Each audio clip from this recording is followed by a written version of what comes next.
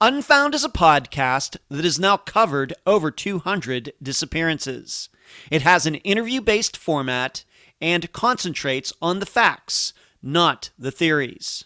Today, and for the 8th time, I will take you back to the beginning, then right up to the present, as I cover recent updates on many of Unfound's cases. I'm Ed Denzel, and this is Unfound.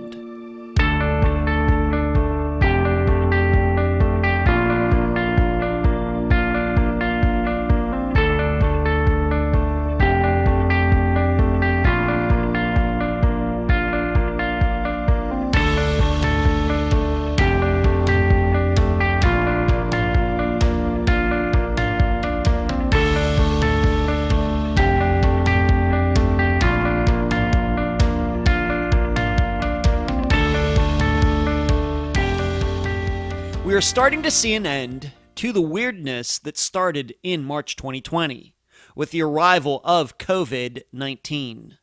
Mask requirements are relaxing, larger and larger crowds are being permitted at sporting events. Day by day, more and more people are getting the vaccines. Due to my own beliefs, I don't think the past 12 months should have been as they were. But that's neither here nor there at this point. What's most important is that very soon this will all be a distant memory, although the pain of both economic and personal loss will continue. I wish I could say the same about missing persons cases. They're still happening every day. There is no vaccine against them. This is why I've said and written that disappearances do more damage to a civilization than any epidemic, war, or natural disaster. Imagine if instead of 3 million people dying from the coronavirus over the past year, 3 million had disappeared and not been found. The effects would have been much worse than what we saw in 2020. Why? People understand viruses. Disappearances? Not so much. But we at Unfound will continue to work hard so that all of us can start to see a light at the end of the tunnel. And now, a summary of Unfound. I'm going to give a shout out to Meaghan Goode and her site charlieproject.org, even though I didn't need to use it for this particular episode. Unfound was born out of the idea that the public should know as much as it can about missing persons cases. I, as the host, go about getting you all the facts I can by interviewing those people who are closest to the case, usually family members. However, we've also had bloggers, reporters, and private investigators on the program, but only 2 law enforcement officers. Why? Because the police usually don't want to tell me anything. And unlike many programs that splice in the host's questions and comments after, Unfound plays every interview as it was recorded, minus the mistakes. The interviews are played in this manner because I believe you, the listeners, need to be reassured that nothing is taken out of context and that you are listening to a conversation like any 2 people might have. The first call I ever made representing myself as the host of Unfound was to Mary Lyle, mother of Suzanne Lyle. The call happened sometime in late July 2016. I was at my parents' place in Pennsylvania. I can remember standing in their bedroom with the door shut for privacy when I made the call. That's a true story. She surely had no idea who I was, and at that point I had no history of ever interviewing anybody. I can kind of rely on my extensive resume now. But at the time, I was just a guy on the other end of the phone line. I was very nervous. However, Mary couldn't have been friendlier. And I would say these days we talk about once every 2 months. And she has been very supportive of Unfound, I can't even begin to tell you, sending several future guests my way. I hope to meet her in person sometime soon. That conversation was followed by a call to Patrick Marker, the guest for the Joshua Guimond episode, then Tim Wright for the Ben Charles Padilla episode. And before I knew it, Unfound had gained some momentum. Probably the next big thing that happened for Unfound that pushed it forward was a listener kind of becoming my right-hand woman to find guests for the program. Emily, you've heard me mention her many times before, is responsible for finding probably half the guests you've heard on Unfound since May of 2017. Her passion and compassion make her excellent at what she does.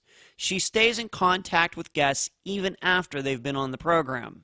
Then, in December 2017, Unfound became linked with the Tribune Review in Pittsburgh. It carried Unfound on its website throughout 2018, and I helped them cover older missing persons cases in western Pennsylvania through monthly articles. Along the way, Unfound has also picked up Cherie Biggs, researcher and overseer of both the Unfound live show on YouTube and the Unfound think tank. Unfound also has Carrie Welburn and Heather Dobbins, administrators for the discussion group on Facebook.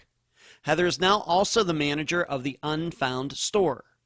Dr. Eric Grabowski, a personal confidant and independent researcher, and host of Unfound on the Ground. And Natasha, who is in charge of the website and the Unfound podcast channel on YouTube. There have been books and newsletters and t-shirts and poll questions, the website, theunfoundpodcast.com, the interviews with Dr. Grace Telesco, an unexpected and unpermitted mention on 48 Hours, and, most importantly, the respect and concern all of you continue to show for Unfound's many, many guests.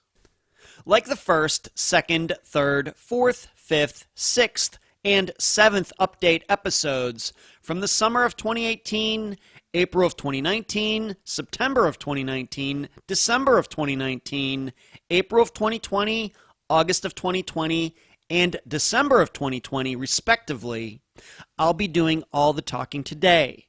I'm Ed Dentzel. I'm from Leechburg, Pennsylvania. I attended Grove City College, class of '93. I graduated with a degree in business that I've never had to use. I've had all sorts of odd jobs, including magic show stage manager, printer and fax machine technician, model, Department of Transportation flag person, and Star Trek actor. I lived in Las Vegas from 1998 to 2011, Madeira Beach, Florida from 2011 to 2019, and currently I live in Clearwater Beach, Florida. But Vegas is still my favorite city. Unfound News. I had a chance to produce another Unfound Now episode for the YouTube channel. I covered the disappearance of Mark Padilla from Waialua, Hawaii, during early February of this year.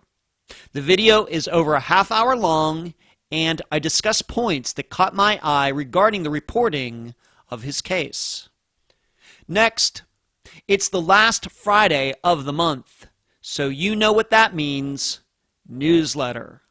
Look for it in your inbox on May 1st. If you aren't on the email list, contact me at unfoundpodcast@gmail.com. Finally, next weekend, Unfound is excited to be a sponsor of a women-only disc golf event in Largo, Florida, at my home course, Taylor Lake. This will be happening on Saturday, May 8th. Unfound's audience is 80% women, so I thought I should return the favor. Where you can find Unfound. Unfound supports accounts on Podomatic, iTunes, Spotify, Twitter, Instagram, Facebook, Deezer, and YouTube. Speaking of YouTube, on Wednesday nights at 9 p.m. Eastern, please join us for the Unfound live show. All of you can talk with me, and I can answer your questions. Contribute to Unfound at patreon.com/Unfound podcast. This week, I need to thank Aundria. You can also contribute at PayPal, paypal.me/Unfound podcast. And this week, I need to thank Carol. I also need to give a huge shout out to all the people who have monetarily contributed using Super Chat during the live show on Wednesday nights. Thank you for watching, and thank you for donating. The email address, unfoundpodcast@gmail.com. Merchandise, the books at Amazon.com in both ebook and print form. Do not forget the reviews. Shirts at unfound-podcast.myshopify.com, or you can track down my assistant Heather in the Facebook group.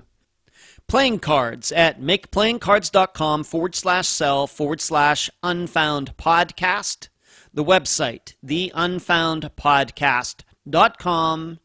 And please mention Unfound at all true crime websites and forums. Thank you. Okay, so this is how it goes with these update episodes. I do these every 4 months, so this is the last Friday of April. The next one will be the last Friday of August, and then the one after that will be the last Friday of December, and that's how it's been going, I think, for a couple years now. April, August, December, April, August, December. I think every 4 months seems to be about right.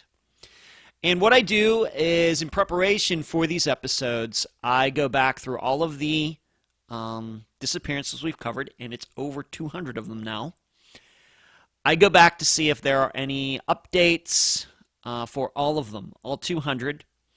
And I do Google searches, I contact at least some of the guests, and in addition, if I think there's something that needs to be said about that disappearance, even if there isn't necessarily an update, but something that has come to mind or something like that, then it gets included as well. Now, unfortunately, many episodes don't get mentioned in these programs, but many do. But the way I do this is I just type it all out.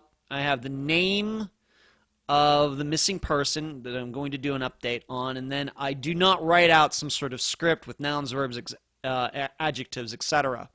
Just have a few notes. So if you hear me doing some ums and uhs and there's some awkward pauses, that is the reason. I just put some notes to remind me of what I want to say, and that's about it. And I think that feels much more natural. You don't want to listen to me read from a script for like 3 hours for sure. This is not an audiobook. But what is new for this update episode, as you will hear very shortly, is a few weeks ago, a listener emailed me, I thought, with a very insightful comment, suggestion. Being that we now have over 200 disappearances, I realize for many of you it's hard to remember. If I were to say Troy Galloway, you probably recognize the name but may not remember what the circumstances are. If I say Renee Lamanna, you may remember the name. You may even remember it's New Jersey, may not remember what the circumstances are. So this listener made the suggestion that could I give at least a little bit of the background information, something like that, to spark all of your memories. Because going back to the first update episode of the summer of 2018, at that point, I don't even think we didn't even have close to, I think, 100 disappearances. Well, now we have over 200, so it can really be taxing on the memory. So what I'm going to do is, for whatever episodes and disappearances get mentioned, I'm going to read the intro that I did for each of those episodes. So that 30 seconds before the music starts, I'm going to read that. Hopefully that will jog your memory at least a little bit. And if it doesn't, I would just urge you to go back and refresh your memory by listening to that episode again. But hopefully reading that little intro will put you back to that time when that particular episode came out. So that is the big change for this update episode number 8. And I thank that listener for the suggestion. Very insightful. Thank you. Okay, the first update is for Ben Padilla, or is it Padilla, in the original episode from very early on in Unfound's existence, September of, or even October of 2016. Tim Wright, who was the guest, an aviation writer, referred to him as Padilla, and Tim is the one who interviewed the family, has met the family, and that's how he pronounced the last name. So that's why I did so back then, and that's why I'm going to do so now, even though I've gotten messages, no, it's Padilla, it's Padilla, it's Padilla, he's Hispanic, it's in a double L. I don't know what to tell you. So the update for this is that Tim contacted me a couple months ago, since the last update came out in December. And I'll just read, first of all, I'll read the, if you forget what happened with Ben, I'll read it right now, as I stated I would. Ben Charles Padilla was a 50-year-old from Pensacola, Florida. He was a licensed aircraft mechanic, flight engineer, and pilot of small airplanes. He was on a job in Luanda, Angola, overseeing the refurbishing of a Boeing 727. On the evening of May 25th, 2003, with the job almost completely done, an assistant and he, Ben, went to the plane to test its engines. Minutes after that, the 727 rolled down the runway and took off. Neither the plane nor the men were ever seen again. It's one of the 2 flight disappearances, aviation disappearances we've covered on Unfound, and it's, of course, still unsolved. But just within the last 3 months, 4 months, Tim wrote me, and I have to admit, I've not been in contact with him, but he just wrote me out of nowhere to say that many of you finding Unfound for the first time listened to that episode, and maybe have not, of course, been familiar with Ben's disappearance, this flight's disappearance, and you continue to email him and say that you've listened to it, you enjoyed the interview, you have your own insights. Maybe some of you are pilots, or you're just interested in planes and travel, things like that. And I think he's somewhat excited, that an interview he did 4.5 years ago is still getting listened to by people for the first time, and it's generating conversation, and he really appreciates hearing from all of you. Tim's a good guy. I have to give him a lot of credit that he's known as a writer and has been for several years, well before Unfound got started. So when I contacted him way back in like August of 2016 that I wanted to talk to him, because I'd known about this disappearance almost since it happened, because I'm into airplane stuff, even though I don't like to fly, and I would never want to be a pilot. I don't know, it's weird. That he agreed to talk to me. We did this great interview, and I'm glad it still continues to pay off for him and his work 4.5 years later. So, and I still get questions. Are you going to ever do any other aviation disappearances besides this one in Flight 370, which is going to get mentioned here in a minute or two, maybe a little bit. I'll do one, but I think it has to be something along these lines, a real jet disappearing, a full-size commercial jet, like in Ben's situation, or going to Flight 370s. So for all of you out there who are listening to this, who have contacted Tim about this episode, I really want to thank you, and he really enjoyed hearing from you, and I'm going to guess at least in some of these situations he might have written back to you. So I just wanted to let you know that he's gotten your messages and he really enjoys them. And maybe one of these days we'll have an update on this disappearance. It will be interesting. A lot of people think that that plane actually did land somewhere else and it was stolen, and Ben was part of it. I think there's a group out there that thinks that this could have been a suicide, something like that, and the plane crashed, and it just simply hasn't been found. So that's the update for Ben Padilla.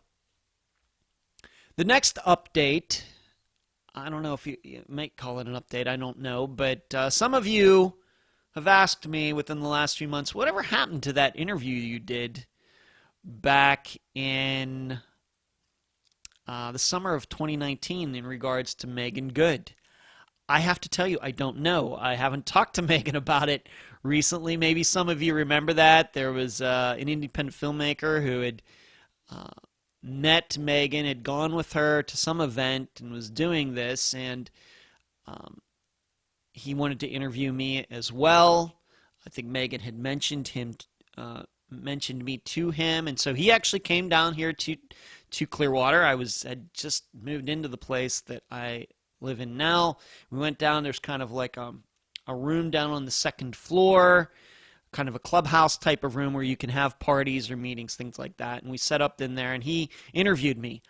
I don't know what's happened to that project. I know that he was financing it himself. Having been a former filmmaker, I know how that goes. It can be very difficult and very difficult to put together. And he has this guy had other things going on, and he was doing this out of his own pocket. He wasn't getting paid, of course, to do this. So sometimes you just have to go where the money is. I think this is a passion project for him, but I don't know in what form that project stands now. So I wish it's kind of an update just to tell you I don't know what's going on in it. I hope it gets completed, but I've not heard from him in at least a year, and that filming took place in, I think, July of 2019. It was right around the time that I went to the Iron Maiden concert with my best friend Doug, and when I drove to Amarillo for that meetup for Tom Brown. It was all within like 30 days. So that goes back to the summer of 2019. I don't know what happened to it. I'm guessing maybe it's on the back burner. I don't know. What'll be weird, though, is being that I got interviewed for that so long ago, and if it ever does get completed and sees the light of day, it's going to be really funny to see me with the short hair I had at the time. Okay, the next update, Joshua Guimond. I'll read it off. Joshua Cheney Guimond was a 20-year-old student at St. John's University in Collegeville, Minnesota. On the night of November 9th, 2002, he was playing cards with his friends in their dorm room.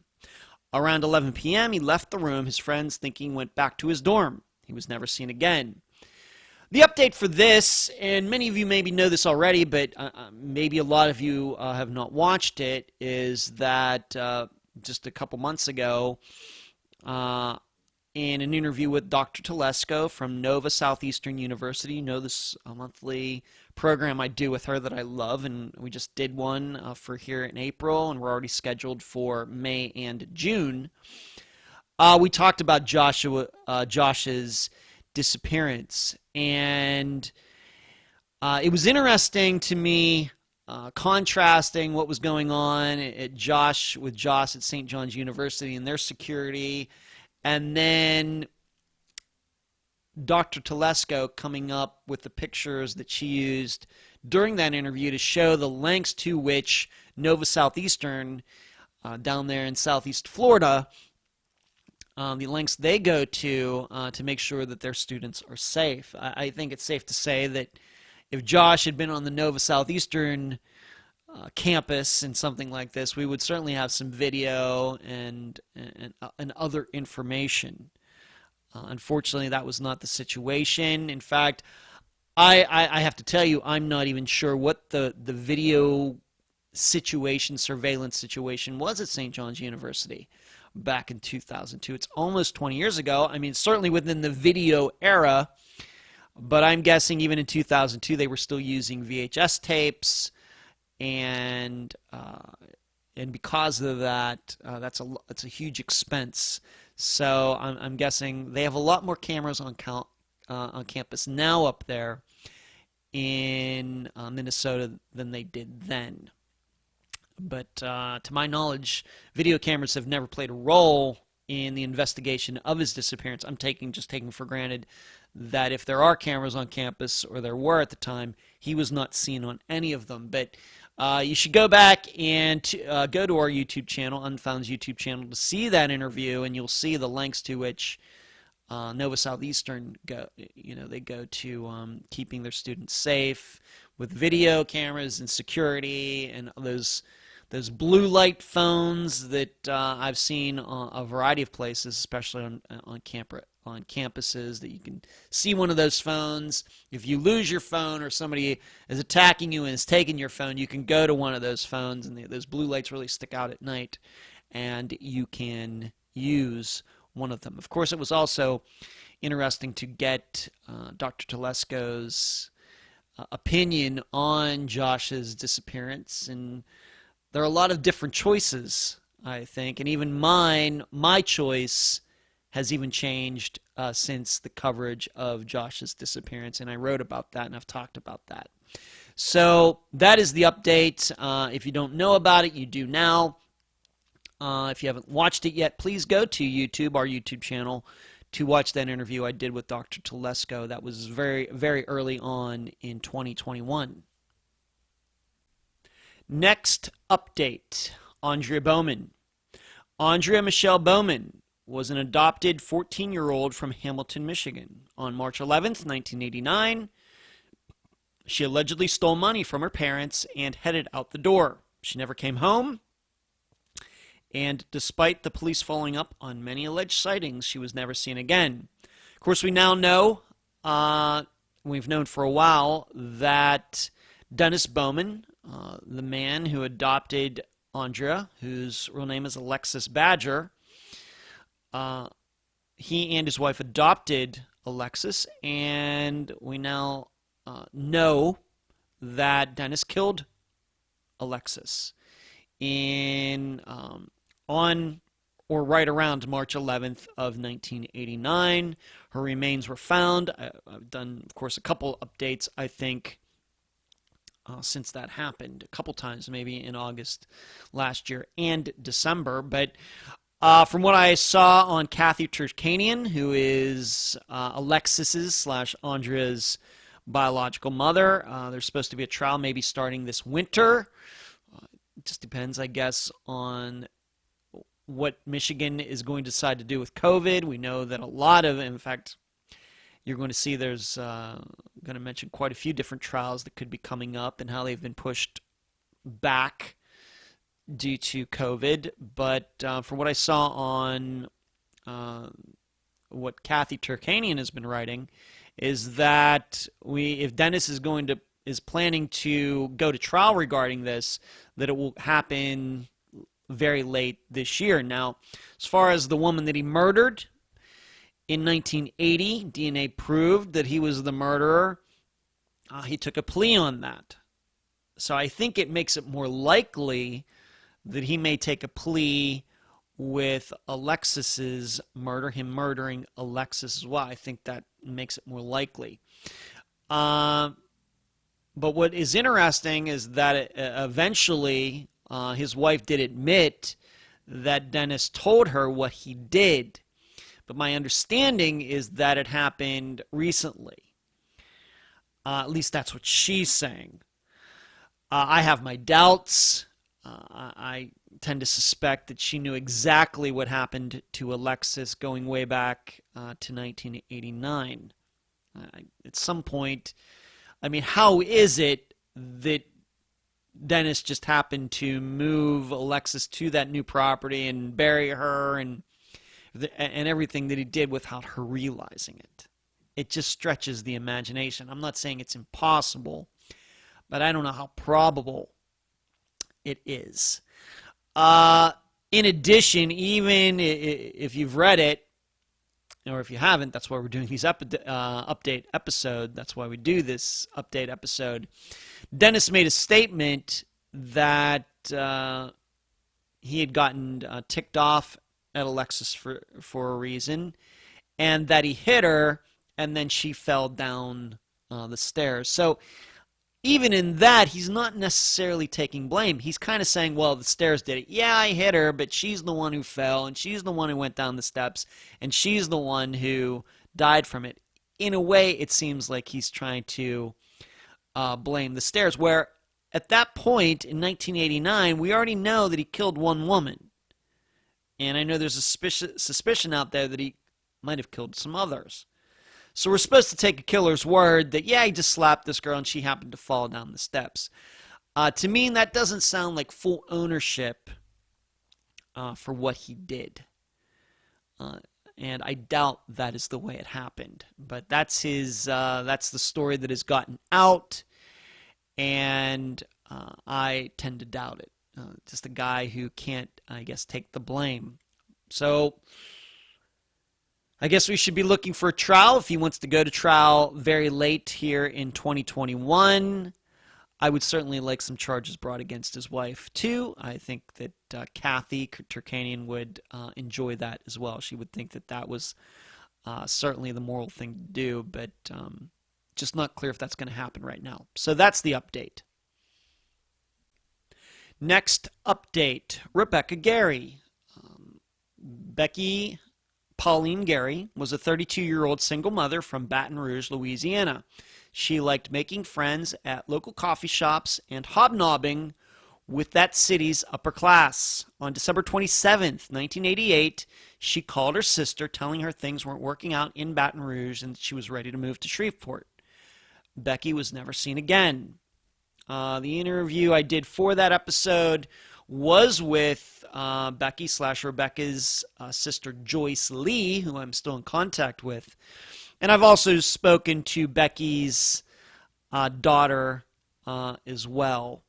Now, the reason I'm bringing this up as an update is because, as you know, a couple months ago I mentioned that we were doing something in the think tank, and of course, think tank, patreon.com/unfound podcast.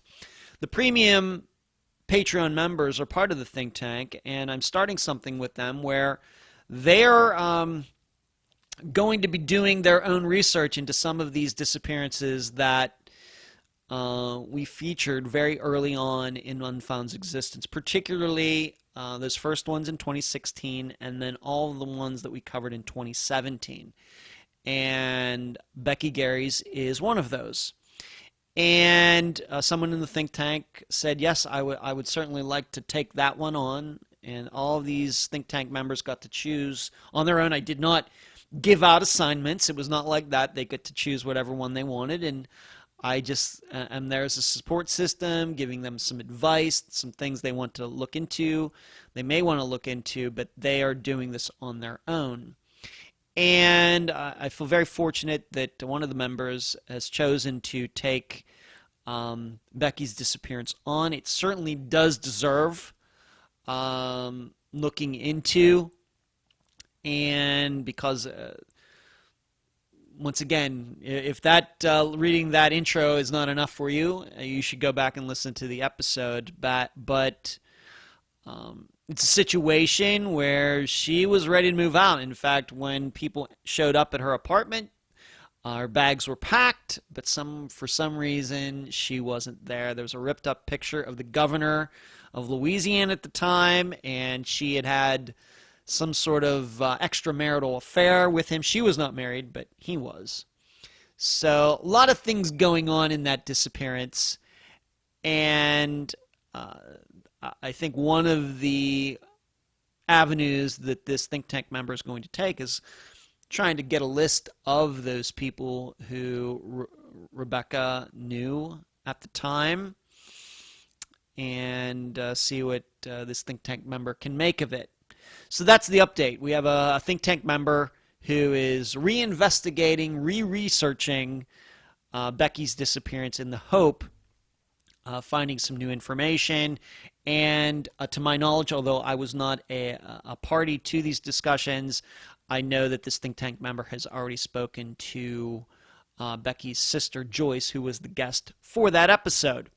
So that is the update for Rebecca Gary. Next update, Charlotte Pollis, kind of along the same lines as Rebecca Gary's. Charlotte Pollis was a 28-year-old married mother of two from Girard, Ohio. On March 11th, 1994, she had an ear infection so bad she had to go to the hospital. The next day, her mother called Charlotte at home, but Charlotte's husband claimed she was asleep in bed. Later, the husband left with their children. When they came home, Charlotte was gone. She was never seen again. This is a disappearance along the lines of one of the most common type of disappearance that Unfound has covered, where a husband just says, my wife took off and I just don't know where she went, even though her car's there, her purse is there, her phone is there, her clothes are there. We know some of those disappearances that we've covered like that. This is one of those. Well, a think tank member who just happens to live in that area of Ohio has gotten interested in it, just like with a different think tank member for Rebecca Gary's. And my understanding is that this think tank member has already emailed Charlotte's brother, Ollie, who was the guest for that episode. And hopefully they'll be talking on the phone. And Ollie, I contacted him and got permission from him, and he's certainly all for somebody who wants to assist, wants to work on their own. He's certainly a fan of all of that, so it's very good. And so I don't know if this think tank member and Ollie have spoken yet, but I'm sure they will. And this is a tough one. My impression is that there's a lot more to do in Rebecca Gary's disappearance than there is in Charlotte's, because it very well may be, if her husband did something to her, that he may be the only person who knows that. But I also know that his parents, after the fact, seem to be very involved in getting the Pollis house in order after she went missing. Let's just put it that way. So we have a think tank member who lives in that area, who has known about her disappearance for a very long time. I think a lot of people originally found out about Charlotte's disappearance from an Unsolved Mysteries episode in the 1990s, in which her husband was interviewed. And then he later had a lot of drug issues, but I think he's still alive somewhere. So that's the update. We have another think tank member who is looking into reinvestigating Charlotte's disappearance. As with any of these, and I'm going to mention this a few more times with other think tank members, in any of these, if we get any updates from the work that these people are doing, I will surely give them to you, but it's just going to depend on what the information is and at what stage they're at in their research. So that is the update for Charlotte Pollis. Next update, Eric Franks. Eric Lee Franks was a 38-year-old from Saginaw, Michigan. He loved children and communicating with his friends on social media. On March 21st, 2011, according to the mother of Eric's biological daughter, her name is Kendra, she saw him drive away from her house. However, no one noticed he was missing for 6 months. He was never seen again. I think it's interesting to me that a lot of people, when they think about Eric Franks' disappearance, of course, they remember Kendra. They remember that it turns out that the daughter Kendra had was Eric's daughter. They know about Kendra dying from cancer for a few years ago. Of course, there's a theory out there that maybe she faked her own death. They know that Eric's car was missing for a long time, and then out of nowhere it appeared in August/September of 2020. One of the more surprising things that have ever happened with a disappearance that Unfound is covered. But I think what is forgotten in this disappearance for some reason is that, as I just read there, he was not reported missing until about November. It might even been longer than 6 months, as I stated there. He wasn't reported missing until like November of 2011. Why? Because we now can pretty much believe that somebody was pretending to be him using both his phone and his laptop. I think a lot of people forget that. And I think it has to be one of the longest periods between a person going missing and that person being reported to go missing. And, of course, Joanne Franks, Eric's mother, was the guest for that episode. Now, as far as the actual facts of his disappearance and the car and everything, it's kind of quieted down my perception as far as what I could find since the car was found. I'm going to guess that investigators have tracked down Kendra's husband at the time. His name is John. He lives here in Florida now. But I don't know what went on there. I don't even think that Eric's own mother knows what those conversations contained. But this is another disappearance that a think tank member has chosen to look into. And, what can be done One of the issues, one of the points that I spoke about with this particular think tank member was maybe trying to get to know some of Gerald Rutledge's neighbors and find out what they had to say about what they remember from 2011. Gerald Rutledge was the older gentleman that Kendra was taking care of. That's in his garage, and Gerald's garage is where the car was. And the person who ended up getting it got it in an auction. It was an estate auction where the car was after Gerald had died. The story went at the time that Kendra gave that car to Gerald as a gift. And as I stated last year in the update for, I'm guessing, December, that it was interesting looking at a street view and seeing how between, I think it was 2009 and 2013, one of the garage doors was changed at Gerald's house. It went from having windows to not having windows. Maybe because somebody didn't want anybody looking in that garage to see that car. That's the first thing that comes to mind. But a think tank member is taking Eric's disappearance on, and one of those angles is going to be talking to the neighbors. Do they remember Kendra? Do they remember Gerald? What do they remember? It's been over 10 years now. It's going to be a little tough, but you got to start somewhere. And so that is the update. Once again, a think tank member is taking on Eric Franks' disappearance. I believe that this think tank member will be talking to Joanne at some point if they haven't spoken already.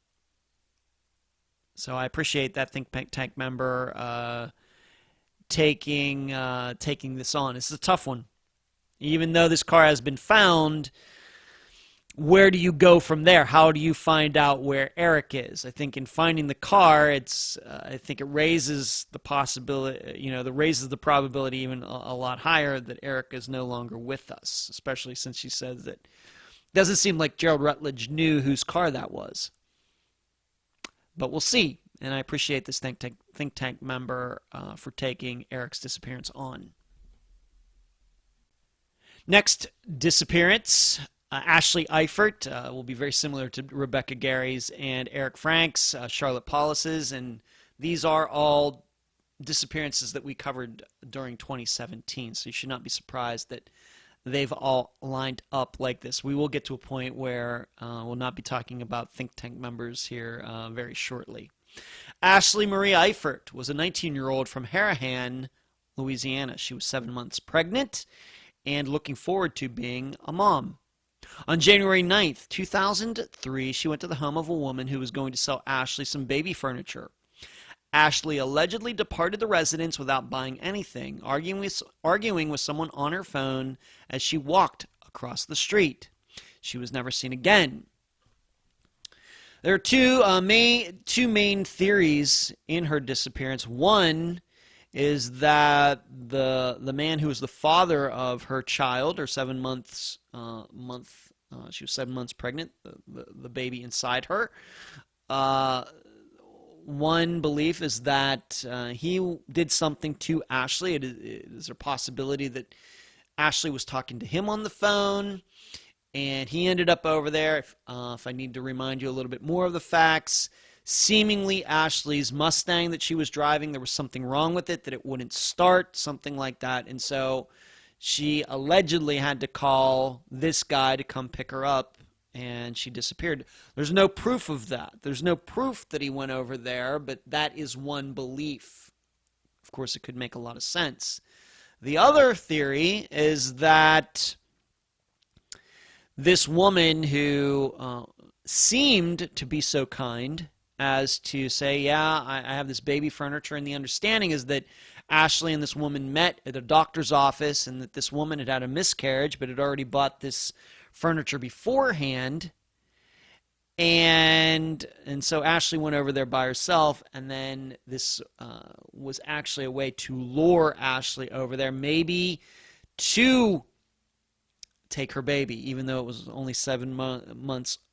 She was only 7 months pregnant, but that is another theory out there. This is another one where a think tank member is going to be looking into this, in particular trying to track down this woman who offered to sell her furniture and maybe try to get her on the record, track her down. I'm not going to say the woman's name here, but I know what it is.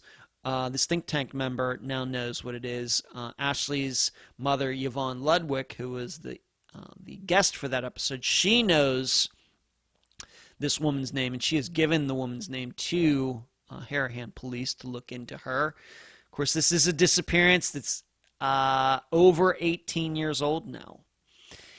But to my knowledge, there is no public statement from this woman. We know what she told police, but I think it's worth looking into her and seeing what this woman who offered to sell her baby furniture, see what she has to say, because something that popped up in the investigation is that Ashley's car sat out in front of this woman's place for a few days, and in fact it was Ashley's mother Yvonne with a friend of hers who actually discovered the car. And it seems that this woman knew Ashley's car was out there the whole time and never thought that was strange at all. So I just don't know. But a think tank member is going to take this on, reinvestigate some of these issues, and we'll see what happens. I would certainly love to get a lot more information. What is this woman going to say? Whether we choose to believe what she's going to say or not about that day, January 9th, I would certainly like to hear what she has to say, and none of it being filtered by law enforcement. So that's another think tank case, a member who is looking into this, and Yvonne is fully on board. Ashley's mother is fully on board, and I'm hoping this think tank member and Yvonne will get to speak on the phone if they haven't already. Okay, next update is for Craig Frear, and this has become a common theme, I guess, within the last 10 minutes. Another one in which an Unfound think tank member will be taking Craig's disappearance on. Allow me to read you the intro. Craig Frear was a 17-year-old from Glenville, New York. He was the captain of his soccer team and was an all-around popular guy. On June 27th, 2004, although he should have been at work, he was at a friend's house. After getting caught in this lie, Craig said he was coming home. He was never seen again. This is another one, as I said, where a think tank member, actually two think tank members, will be working on this together. In fact, I'm recording this on April 28th, 2021, and we are due to have a follow-up conversation, the three of us, tomorrow, the 29th. I'm looking forward to that. But this is going to, I think what these think tank members are going to be concentrating on are trying to find anybody who worked with Craig at the store where he was supposed to work but wasn't going to work. He had worked there, then quit, but never told his parents, and the day he disappeared he got caught not being there. That's going to be, I think, something that these two think tank members are going to look into. In addition, trying to find out this young woman's name who was with Craig that day when he got the call and his parents found out that he wasn't there, and what exactly transpired after that call happened. To my knowledge, this young woman's name has never been released to the public, and surely her comments regarding Craig's disappearance have never been released to the public. I think that I would have run across them, but I do not think that they're out there, at least nothing that is for sure coming from her. So myself and these two think tank members, we had a discussion maybe 3 weeks ago, about how to go about possibly finding out who this young woman is. Of course, it's been 17 years now, so if she was 17 at the time, now she's in her 30s. Maybe she feels like talking now publicly about that. However, just within the last couple days, I got an email from a listener who, to my knowledge, has never contacted me before, but this person lives in the area of Scotia, Glenville, New York, and has some connections there, and thinks that this person thinks that they can help in some way, having the connections that they do. So maybe I think I may be trying to connect those couple of think tank members with this person who contacted me. Still thinking about that right now, but just within the last 48 hours and preparing to do this update episode, this person contacted me about having some contacts in the area of Craig's disappearance, and hopefully that can lead us in a positive direction. Of course, update you with that. I've not had a chance to talk to this person who emailed me yet. I don't know if we'll ever talk on the phone or anything. I think I may just pass it along to these two think tank members and see what they can do with this information, and see if they can work with this person who contacted me. So that is where we are. Of course, with Craig's disappearance, a lot of different beliefs out there. Could he have, did his father do something to him? Did he get home and something happened there? Did he really not intend on walking home? Did he walk the opposite direction? Some different theories out there, and it's still as unclear now as it was back in 2004, but I'm hoping that these think tank members can move this investigation forward, and then then I can tell you about it somewhere down the road. And I want you to know, I do not mind giving these think tank members all the credit in the world. I really, truthfully, am not doing a lot specifically in any of these cases I just talked about. I'm just overseeing it. They can come to me for advice. If the family needs to be contacted, I can surely do that for them and connect them and kind of do the networking on all of it. But these think tank members are the ones that are maybe going for newspaper articles, trying to track down people, get their phone numbers, email addresses. I can give them suggestions on how to do that, but they are doing the work, and I want to be very clear about that. And should they get any new information, I have no problem giving them the credit. I have no problem at all. So that is what is going on with the update for Craig Frear. Next update, Flight 370. MH370 was a Malaysia Airlines flight originating in Kuala Lumpur. Its destination was Beijing, China. On the night of March 8th, 2014, while flying over the South China Sea, all of its communication equipment was shut off, making it invisible to air traffic control. An hour later, Malaysian military radar tracked the flight heading northwest up the Malacca Strait. Flight 370 was never seen again. The guest for this episode was Jeff Wise, an aviation expert. I continue to be in contact with him. I would say that I send him an email maybe every 4 months, usually regarding Flight 370, but he writes on some other topics as well that he and I have discussed. Really good guy. I like Jeff a lot, and I appreciate him coming on Unfound in the summer of 2017. He's a very well-known guy within the aviation industry. You can see him if you look at the TV show Air Disasters going back like 10 years. He's been interviewed for some of those episodes. So I really enjoyed the interview that he did with him, and him, of course, being on Unfound, which even in the summer of 2017 I think was a bit unknown. And I think it's still the best interview Jeff has ever done. But I got, the reason I'm doing an update for Flight 370 is since the last update episode at the end of December, a guy made a comment and posted it. You can see it if you go to Podomatic.com and go to the Unfound page.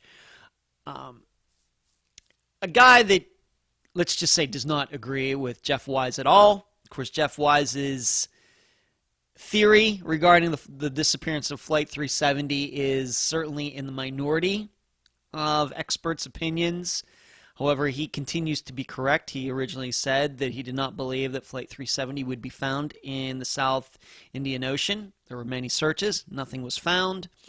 Some debris did end up going seemingly across the Indian Ocean and being found in Madagascar or on the eastern coast of Africa, but there are some reasons to believe that some of that debris might have been put there by hoaxsters. But this guy who posted says that he's I guess an acoustics expert, acoustic engineer. And if you don't know, throughout the world, there are microphones in oceans and seas that, of course, they're for a variety of reasons. Maybe for earthquakes, for listening devices for marine animals, specifically whales, animals in the oceans that make sounds like whales do dolphins. That's how they communicate. That's how they navigate. And he, I guess, must have access to some of this information and has been involved in this industry. And what he says is that in looking at data from microphones in what you would call the Java, Eastern Indian Ocean, Australia area, that there is an event, an acoustic event that happened after Flight 370 went missing. And this guy says that all these microphones, what they actually heard was Flight 370 hitting the water. And if there were microphones in the area where Flight 370 hit the water, it would certainly be noted. And if you don't know this, sound waves travel farther in water than they do in air. The reason is because water is denser than air. So if you've ever noticed, for example, a boat that's like way out on the water and you can hear it, even though it's like a quarter-mile away, and you can still hear it. Once again, it's because of the waves and the way they travel through the water. They travel faster. So these sound waves can travel a lot farther in the ocean than they would in the air.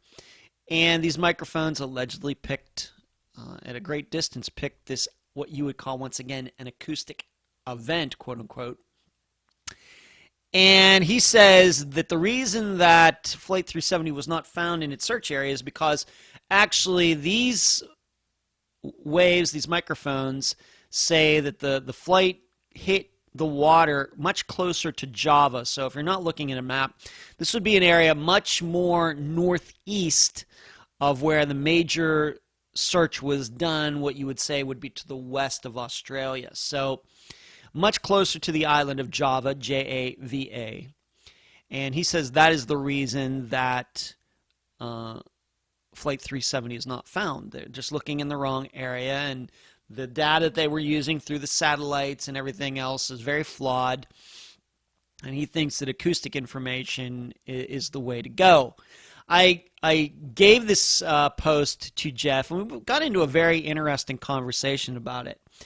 And what he said is interesting, and I totally agree with it, is that all these different people, between himself, these people who believe that the flight did go down into the South Indian Ocean and did go into the water in that huge area that was searched from like 2015 through 2019, something like that. And then this guy who posted on Unfound's Podomatic page regarding using acoustics to figure this out. All of these different factions claim that they have science on their side. The problem is, it seems that science goes in divergent directions, in opposite directions, whereas the way science is, all of these different factions, they're all working with the same formulas and physics and gravity and waves, things that are surely understood. But still, it seems they all say they have science on their side, but they're all pointing in different directions. Instead of science should bring things together. When people are studying different kinds of science, as you follow the leads in a particular department of science, it should lead you in the same direction as going toward another kind of science in a totally different area. They should all be converging. Instead, what we find is that in Flight 370, all these people are coming to different conclusions, even though they're all allegedly using science. And I thought in Jeff writing that, it was so good. It was so interesting. And even though he admits that, of course, he has his own theory that is divergent from many other people's, it was interesting that he made that I think it's very a great insight to all of this. He's exactly right. Everybody claims they have science on their side, but everybody comes to different conclusions. And it can't be that the science contradicts itself, so it must be something else. But if you'd like to see that post, what that guy wrote, go to podomatic.com/unfound podcast. Go to the page for Flight 370 in the comments section. You'll see that. And I think this guy even might have put a link to his blog in which he's written about this. However, he hasn't written anything on this topic since 2019. So I don't know what's going on there. I don't know if this guy's a kook or if he's telling the truth. I don't know. But he certainly has written a lot about the topic. Just don't know. Jeff, I think I can speak for Jeff. Jeff did not seem to take what this guy had to say very seriously. So that is the update on Flight 370. Next update, Jennifer Wilkerson. I will read the intro. Jennifer Lynn Wilkerson was a 26-year-old from Lubbock, Texas. She was somewhat of a tomboy and could make friends with anyone. On July 12, 2004, she went to work, then spent the night at her new boyfriend's. The next day, her car was discovered back at her place. Her keys were hung up inside her home, but Jennifer was gone. She was never seen again. This is the one that we've kind of been working on in the background for a couple years now, and nobody feels worse than I do that we were not able to move this case forward before Jennifer's mother, Vicky, passed away at the end of 2020. Vicky, a wonderful person. I think that if you've listened to that episode, you know she's a great person, and I can even tell you, even when not doing interviews, I enjoyed speaking to her, and it hurts. It hurts that she's not with us anymore. Got along with her really well, and she was always very thankful for what Unfound tried to do for her and continued to try to do for her family after we covered Jennifer's disappearance. It seems like yesterday, but it's going back, I think, at least 3 years now. But one of the main connections we've been trying to make is between Jennifer working at a particular concert venue in Lubbock and an investigator who the investigator who originally worked on Jennifer's disappearance, who just happened to work at the same venue. The issue is that he seemingly never told anybody that he and she worked at the same venue, even though it seems fairly clear that they would have run across each other. This was not some 55,000-seat stadium situation. I think this is smaller venues. This is Lubbock, Texas. It's not Houston. And that never came up. And when I found that out a couple years ago, it makes me suspicious, and it certainly, with Vicky and other people, it certainly caught all of our attention. But the problem has been, there's this name, and I'm going to just put it out there right now. There is a person whose nickname is Taco, yes, like what you eat, T-A-C-O, who allegedly knows this and would be able to testify to this, that Jennifer and the first investigator into her disappearance knew each other, but unfortunately we've not been able to track this person down. All we know him as Taco. We don't know his real name. And there is a listener, although she is a think tank member. She started working on this outside of what other think tank members are doing. And she just hasn't had a lot of success, and that is surely not her fault. This is something difficult. This is a disappearance that is coming up on being 17 years old. But this is something that needs to be either substantiated or dismissed. Either there are facts that say that, yes, Jennifer did know this guy, and they knew each other, and he never stated it, or no, this is just something that's come up, and they never did work together, and they never knew each other. Nothing. Because, the issue is that, and I'll admit I have not listened to the interview for a while that I did with Vicky, but there's always been that part of this disappearance that could somebody in law enforcement be involved. The reason being that Jennifer had stated that she wasn't, of course, to bring it up, she was into drugs. She had an addiction, I think that was full-blown at the time of her disappearance. But that she said she wasn't worried about getting caught because she had a friend. And everybody took this to mean that she had a friend in law enforcement that would run interference with her, would protect her so she wouldn't have to go to jail. That was the inference. Well, who was that person? Still nobody knows. Well, maybe it was this guy who ended up working on and being the investigator for her disappearance. So, that's what's going on. It's tough. We did a FOIA for her disappearance in 2019, and then 2020 happened and got everything put on the back burner. And I'm glad that this listener continues to work on this, and I probably need to have another phone conversation with her. She knows who she is, about all of this and see where this needs to go. I have to admit, and once again, this is not a criticism of this listener. She's doing a fantastic job. I cannot even begin to thank her enough. And I know that Vicky was very enthusiastic that this woman was doing this. But you would think it would be easier than it has been to try to put a young woman working at a concert venue and trying to put it together with a police officer who was working at the same venue. You'd think that would be easy to do. Just find the venue, do this. And it's not. I think one of the reasons is that a lot of these concert venues farm out their employees, so they are contracted or they're independent contractors. And even if these concert venues have police officers as security for these concerts, that's done through some outside agency.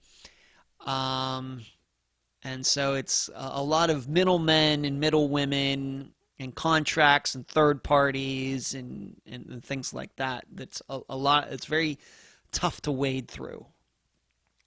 So I think myself and this listeners working on this need to have another conversation just to see, what can be done. But that is, if you are in Lubbock, Texas, or in the surrounding area, and you know a guy whose nickname is Taco, who has a job with concert venues in Lubbock, around that area, doing something there, please let us know. We're trying to track this guy down. There's the update. Next update, Lauria Bible and Ashley Freeman. Lauria Bible and Ashley Freeman were teenagers from Oklahoma. They'd gone to elementary school together, and although they went to different high schools, they remained close friends. On December 30th, 1999, they were at Ashley's house in the town of Welch. Fire broke out in the home, and when it was extinguished, Ashley's parents were found dead. But Laura and Ashley were never seen again. This is one that we've done a few updates regarding their disappearances since we started doing updates way back in 2018. And first, before I get into this, I certainly want to wish Lauria Bible get well message over this podcast. I understand that she's had some health issues over the past few months, and I haven't talked to her in a long time, but I hope she is recovering and recovers fully. The update is something that just happened within the last couple days and allow me to read an article that comes from, is it Pitcher or Picker, Oklahoma? I think it's Pitcher. P-I-C-H-E-R. No T in there. P-I-C-H-E-R, Oklahoma. A fresh search for the remains of Ashley Freeman and Laura Bible got underway at around 9 p.m. today in Pitcher. Investigators have been digging at several spots on vacant lots at 629 and 627 South Ottawa Street in Pitcher, Oklahoma. Gary Stansill, S-T-A-N-S-I-L-L, an investigator for the Craig County District Attorney's Office, said crews will continue digging until they exhaust all possible locations or until expected rain moves in. David Pennington, one of the 3 men believed to have been involved in the December 30th, 1999 slayings of Ashley Freeman's parents, Danny and Kathy Freeman of Welch, Oklahoma, and the abduction of their daughter and the Bible girl, both 16, David moved to 629 South Ottawa Street in January 2000. So not long after this disappearance happened and these murders happened.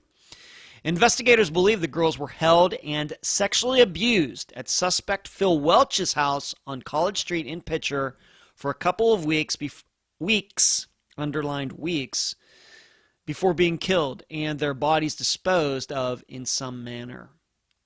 Ronald Dean Busick, 69, the lone suspect to be charged and convicted of involvement in the case, was sentenced last year to 10 years in prison after pleading guilty to being an accessory to first-degree murder in the case. Both Welch and Pennington died years ago without ever being charged with involvement in the crime. Now, I know many of you follow this case very, very closely. And it certainly has been breaking news since Unfound covered the disappearance that with Ronnie Busick being charged, and it all came down to this insurance card or registration card that was found not far from the Freeman residence back in 1999, but for some reason it got lost for almost 20 years, and it was the card was to the car of one of these men's girlfriends. It was her car they used to go over there. And at some point, I don't know how it happened, but this card fell out of the car, and I guess it got lost. And then, like I said, maybe 2017, 2018, it became a point. Somebody found it, and it does seem, had they taken this piece of information seriously back in 1999, 2000, that this all would have been wrapped up years ago, and this would have happened before Pennington and Welch died, and I think that would have increased the chances that that Ashley and Laura's remains would be found. If you'll remember, in previous update episodes, I think I've stated that there have been some searches. They were searching wells around that area, going all over the place, following leads to trying to find out where these 2 girls' remains are. I have to be honest, what they're doing now with these digs seems to be more constructive than some of the other stories that I heard. We do know that killers do put remains on their own property. Of course, Zoe Campos, Aundria Bowman / Alexis Badger, just to name a couple of cases we've covered that are like that. So looking into this area, this property where this one guy lived, especially since he just moved there in early 2000, makes a lot of sense. However, in recording this on April 28th, 2021, it doesn't seem that they found anything. I think that dig has now been completed. What also catches my eye from this article is that it says that authorities believe these 2 girls were held at Phil Welch's home on College Street in Pitcher for a couple of weeks. Weeks, not hours, not days, weeks before being killed and their bodies disposed of in some manner. Now, I don't know how they would know that, suspect that. I think we now know that there were people besides these 3 men that knew that what these guys did, and these people, I think mostly being women, girlfriends of these guys, knew what they had done and kept their mouths shut. So maybe this couple of weeks. Idea comes from them. Maybe it came from Ronnie Busick. I don't know. But that is something. Wow. But that is the update. Very recent news within the last couple days, but it just doesn't seem that they found anything on this recent excavation at this property where, let me check that name again, where David Pennington had moved to in early 2000. It doesn't seem anything has been found yet. Okay, next update is another one in which this is a think tank selection, is the disappearance of Patrick Beavers. Let me allow me to read the intro to you. Patrick Jason Beavers was a 24-year-old from Jerome, Idaho. He had a diverse taste in music ranging from opera to Weird Al Yankovic, and liked to lift weights. On the night of April 3rd, 1997, he was watching TV with his niece. Then she went to bed. When the family got up the next morning, Patrick was gone. He was never seen again. I think what I would add to that is, can't remember specifically, but did he leave a note? Or did he say something to somebody about he was getting out of there? And his sister Sheila Van Zant was the guest. Like I said, there is a think tank member who has taken an interest in Patrick's disappearance. She is familiar with this area. In fact, she may even still live in the area. So, and I believe that she's already made some progress. I don't think I can go into it at this time, but she has sent me some information, and maybe I can say this.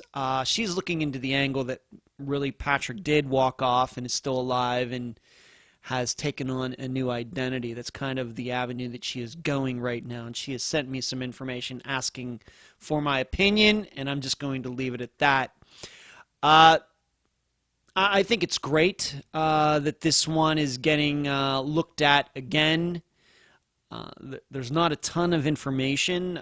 There's no allegation that there's any foul play, that Patrick was murdered by anybody, anything like that. So my perception is disappearances that we've covered like this tend to not get as much attention as some others where there's, for example, Craig Frear's, where there's multiple theories, and even to the point thinking that maybe Craig's father did something to him, where Patrick's, I don't think anybody believes that anybody in his family or friends did anything to him. I think we're all pretty secure that he really did walk off.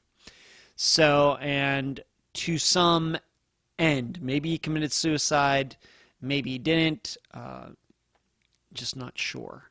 But I'm really happy that a think tank member is looking into his disappearance, and it seems like she's doing pretty well so far. I don't know if that is eventually what we'll figure out. We would certainly love to solve some of these disappearances, but I would certainly love to believe that Patrick is still out there and he's still alive and has just decided to live on his own out there with a new name, not connected to his family. I know that won't make his family very happy, but yeah, I think if they knew that he was still alive and thriving out there somewhere, I think that would be better than not knowing what happened at all. So that is the update for Patrick Beavers. Next update is Troy Galloway. There's not really an update here, but I thought I should talk about it just to give Nancy Galloway, his mother, some best wishes. She is another former guest of Unfound that has had some health issues recently. Of course, I would never go into the specifics there, but she has been going through some things, and I've had at least a few back and forths with her, and I'm hoping she's on the way to back to being 100%. But just to go over Troy's details, Troy Galloway was a 34-year-old from Sonora, California. He was a Marine and dedicated father. On January 13th, 2016, 2018, he and his wife got into an argument about him relapsing into drug use, although to this day there's no proof of that. She claims he then stormed out into the cold night, not taking their car. He was never seen again. And Nancy was the guest for the episode. She continues to work very hard on her son's disappearance. I know she is in contact with the police department and has been. We have to remember that this disappearance is, I guess, only a little over 5 years old. And but she continues to be in contact with law enforcement. But just wanted to mention her and hope that she is feeling better. We hope for a 100% recovery. Next update, Zoe Campos.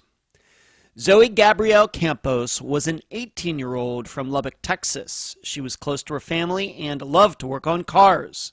On the night of November 17th, 2013, Zoe was at home with her sister and a friend. After they went to bed, Zoe seemingly left to meet a guy who was introduced to her earlier that day. She was never seen again. I've done a few updates since her remains were found in November of 2018. And of course, the guy that she went to meet that night was Carlos Rodriguez, and he has now been charged with her murder. And I was very fortunate just a couple days ago to get an update from a listener who lives in the area and has been following the proceedings of Carlos's charges through the court system. And from what this listener says, she also has a nephew who works in the court system that has been able to give her updates. And I'm just going to read what she sent me.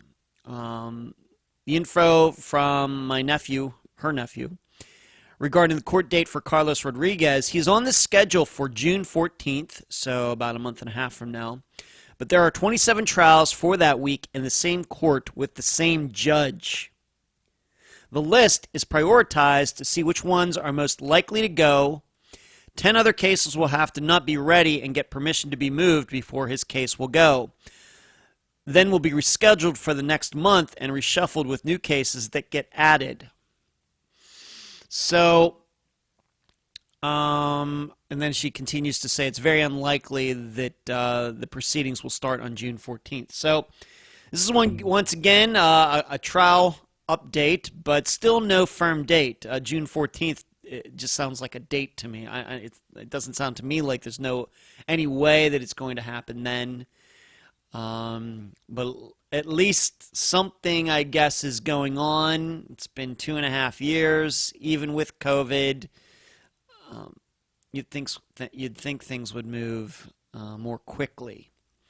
I have been invited to go to Lubbock for this trial by Zoe's mother, Melinda, who I spoke to last year. And in fact, this listener, in sending me this information, also offered her accommodations, her house, her place, as a place I could stay if I desired to go out there and be there in person for the court proceedings.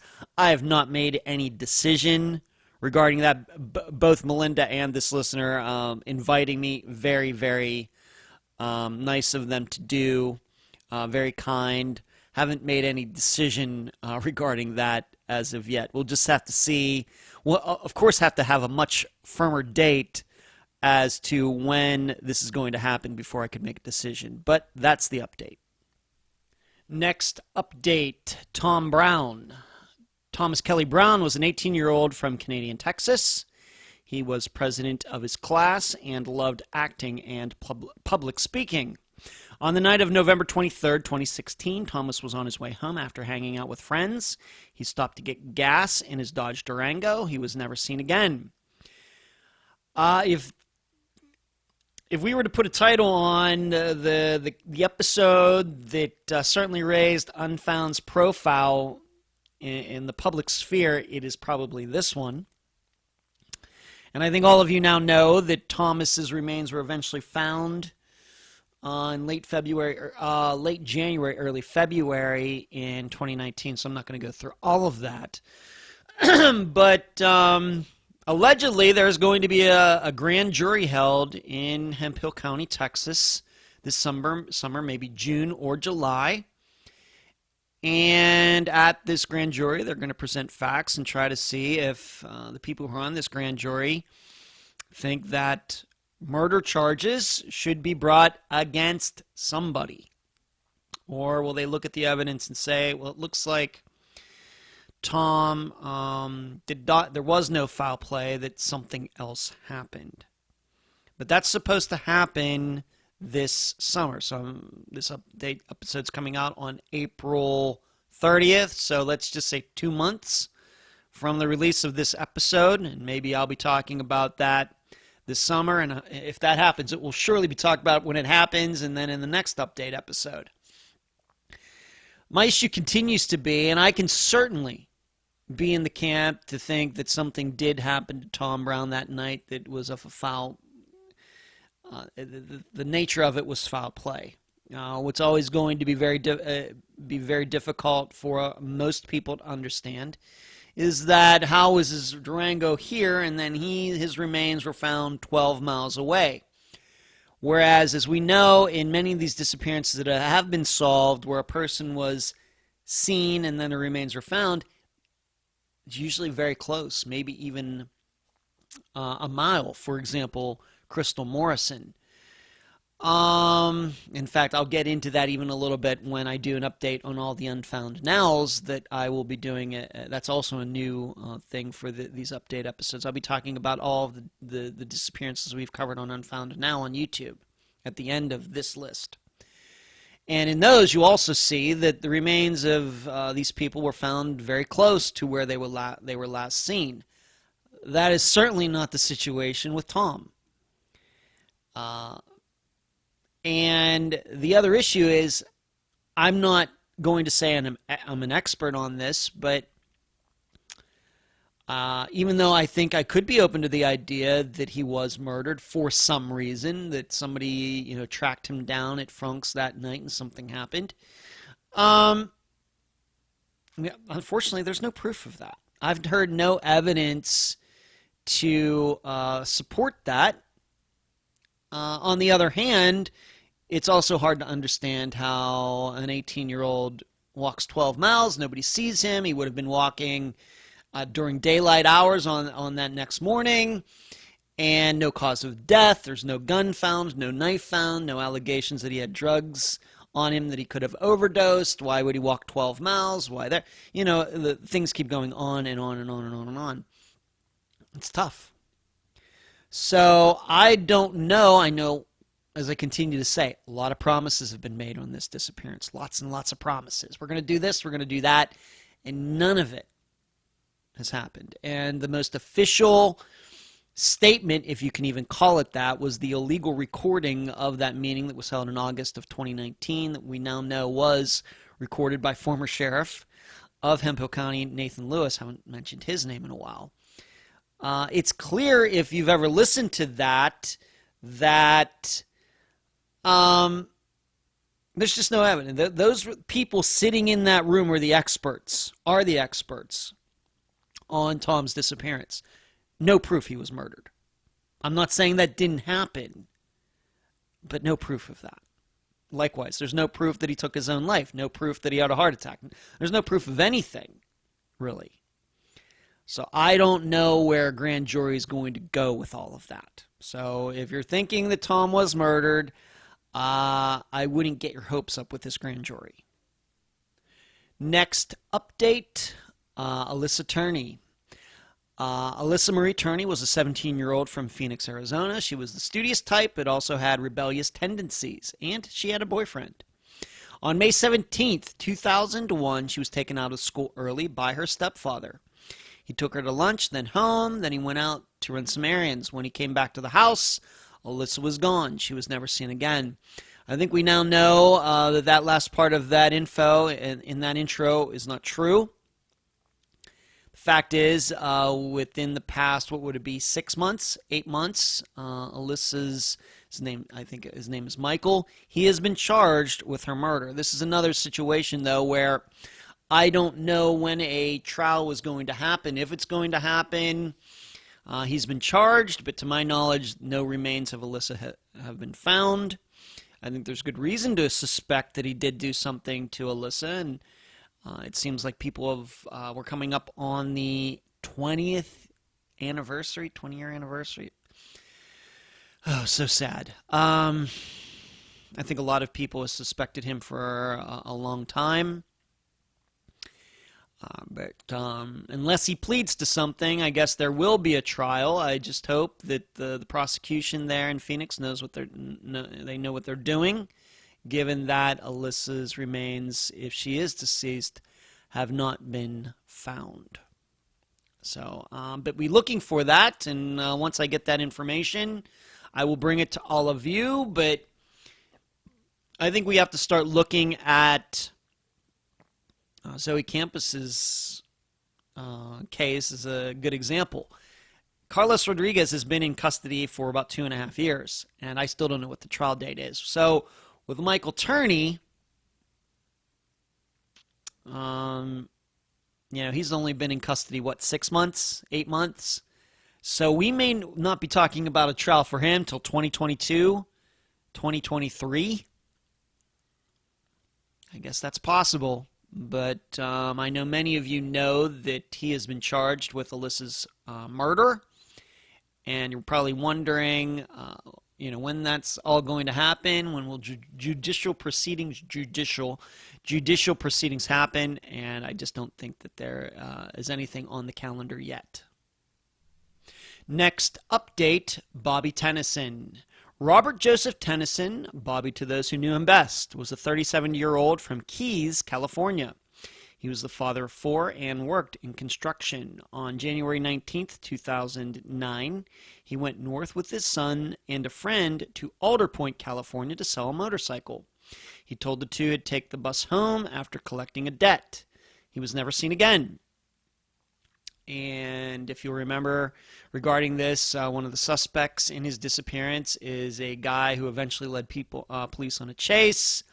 And years later, and I think he's in custody. Did he murder somebody? I don't have that in my notes. But fair to say that Bobby was around some shady characters going up there to Alder Point.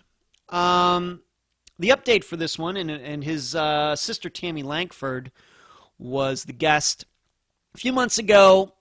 Was it February maybe?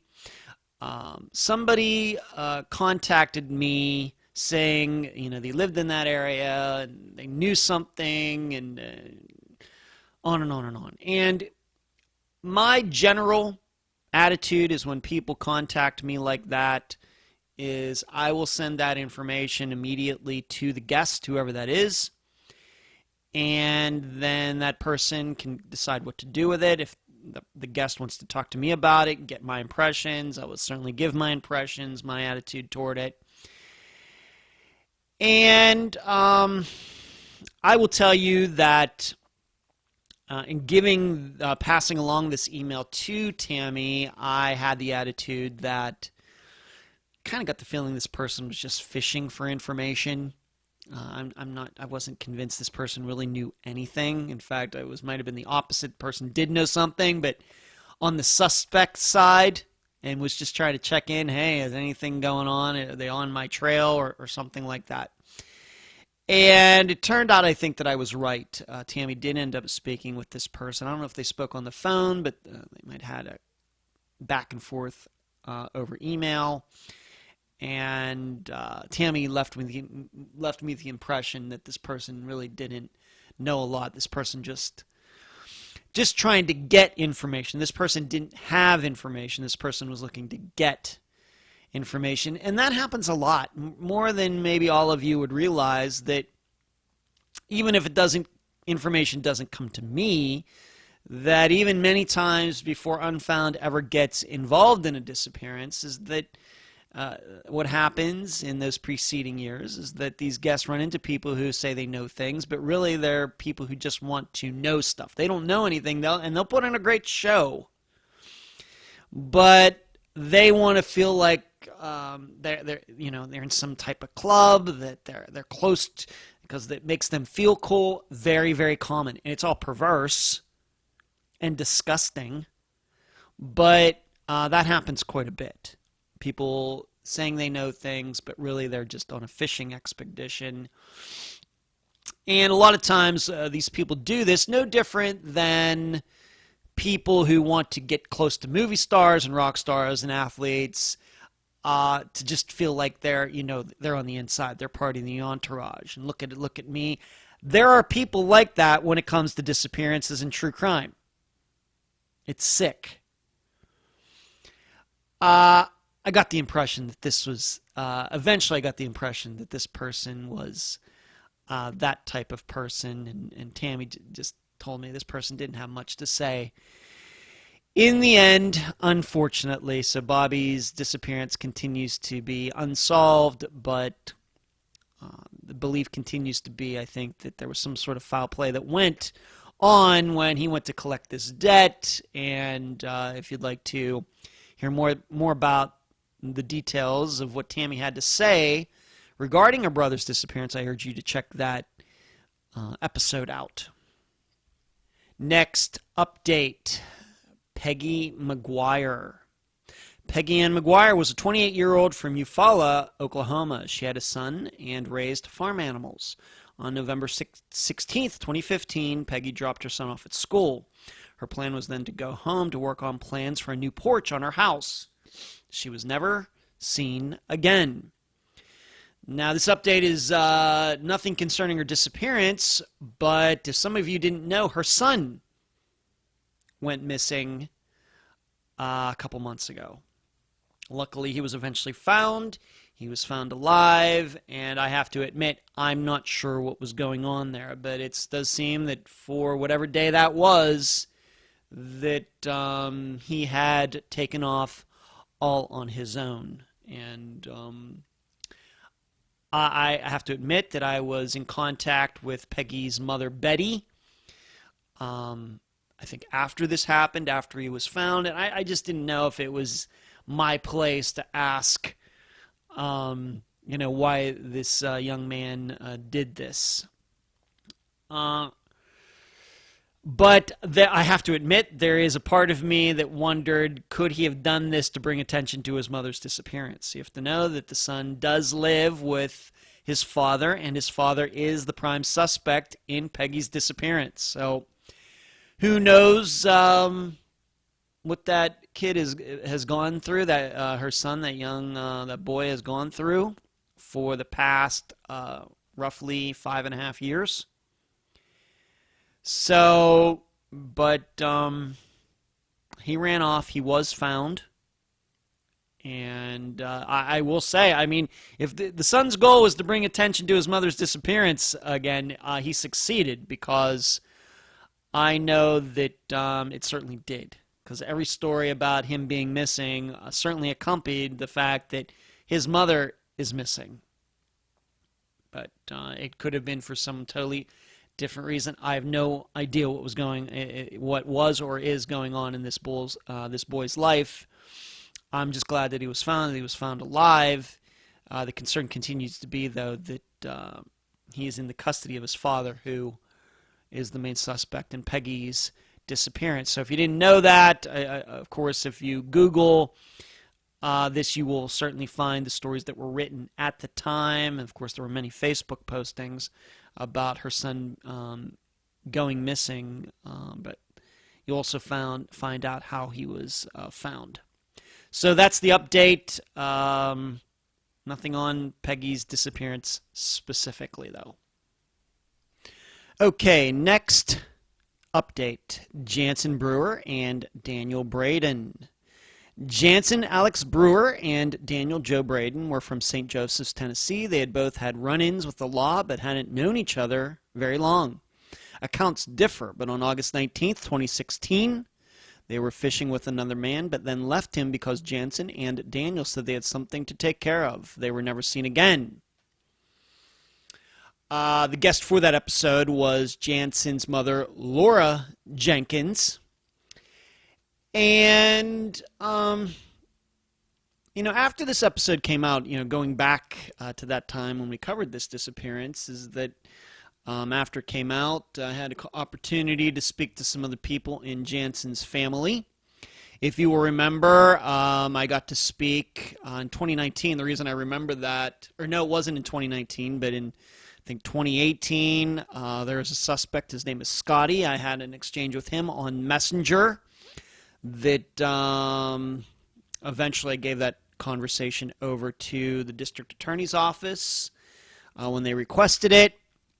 But just within the last couple months, once again, since the last update episode, the sister of Daniel Braden contacted me, and I'm not going to get into everything that was covered between the discussions we have had over email. I've not talked to her on the phone. So once again, Janson Brewer's mother is who I spoke to for the episode, but Daniel Braden's sister contacted me, and I think that she was very straightforward with me about Daniel's history and knowing he had some run-ins with the law, and he was known as a little bit of a loner and moved around. But what the sister did tell me is that, to her knowledge, Daniel did not know Janson or Scotty or anybody in the area, until this all happened, in these couple days that led up to this disappearance. Once again, to her knowledge. She didn't know anything about Scotty.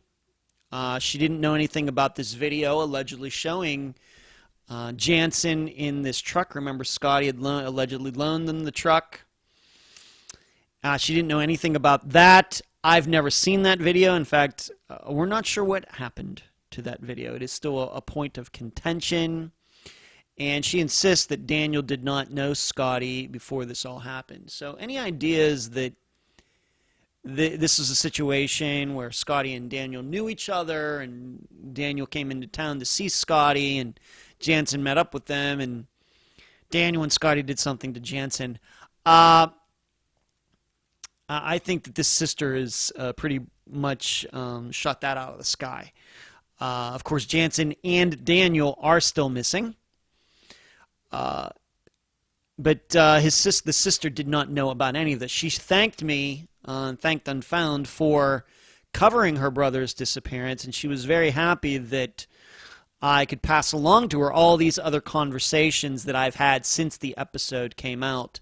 If you remember, Janson, the person who allegedly saw the video of this Scotty's truck with Janson in it, was Janson Brewer's brother and his wife. If you remember, when Janson and Daniel could not be found, they allegedly went to where they were fishing and went over to this bar and an establishment of some type and asked to see, oh, I see you have a camera, can I see it? And allegedly that is how they got to see this video.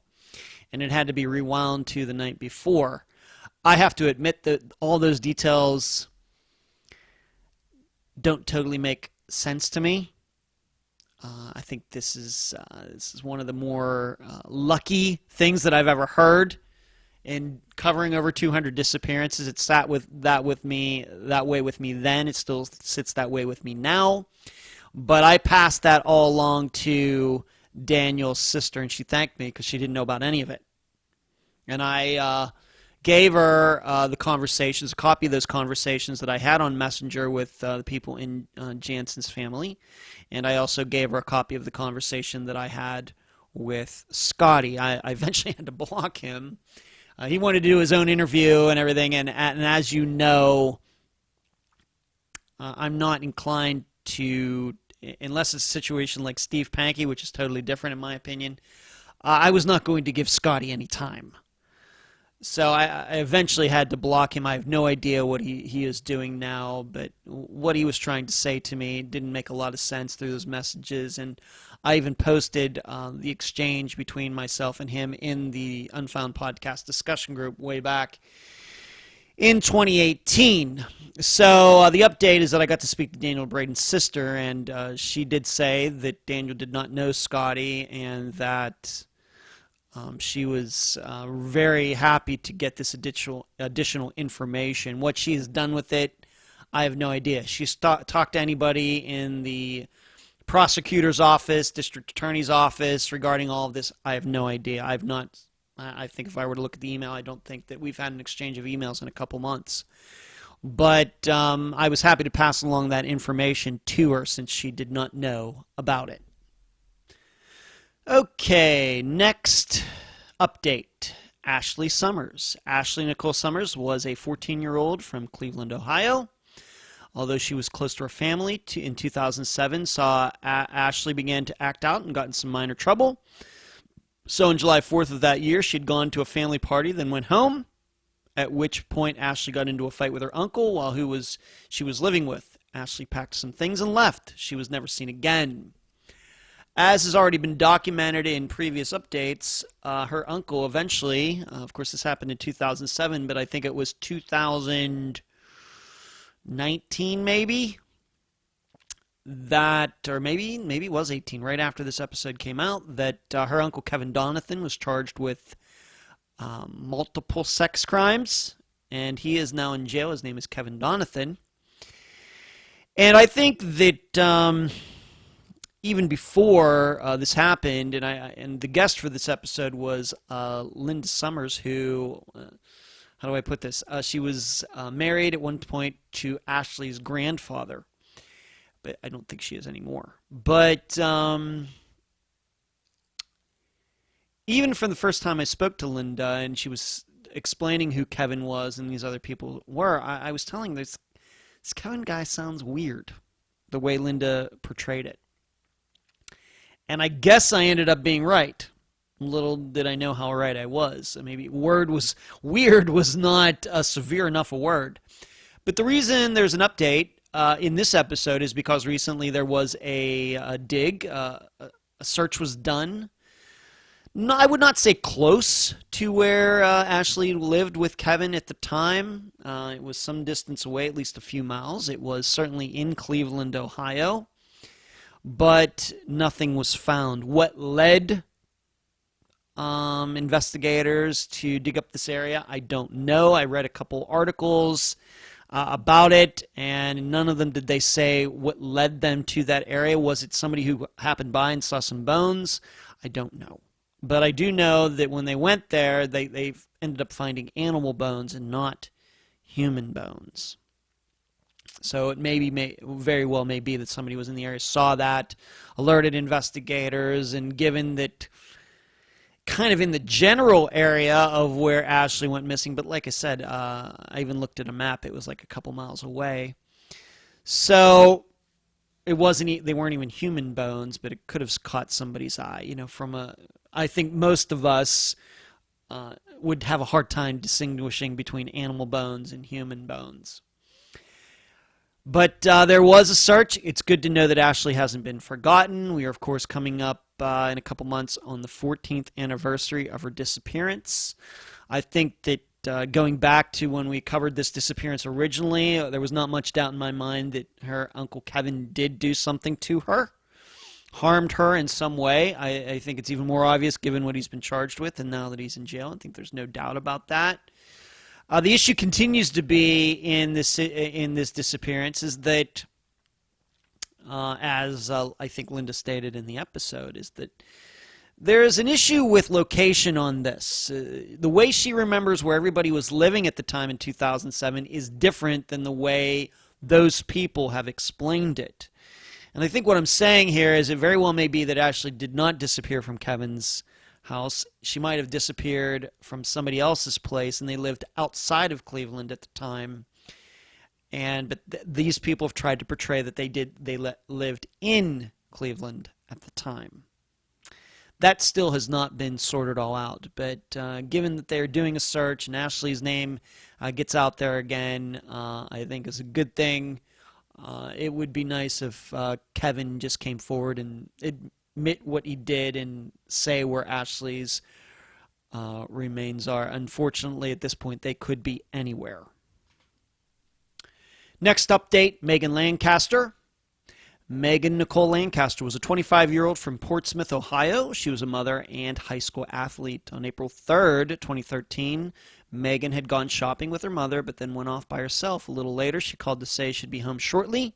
Meaghan never arrived. Her car was found a couple days later. She was never seen again.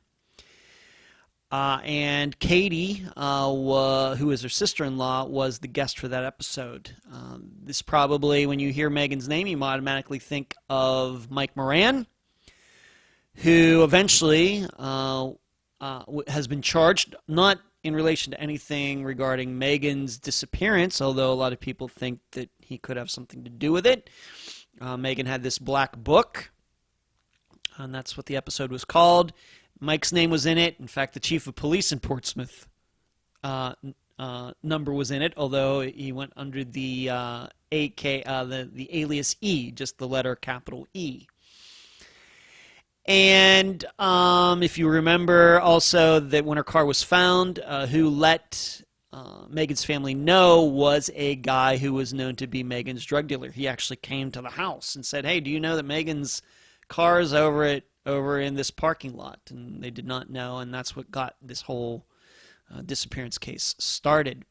The reason I'm doing an update is that a couple months ago, it seems Mike Moran, who has been charged with sex trafficking, among other crimes, and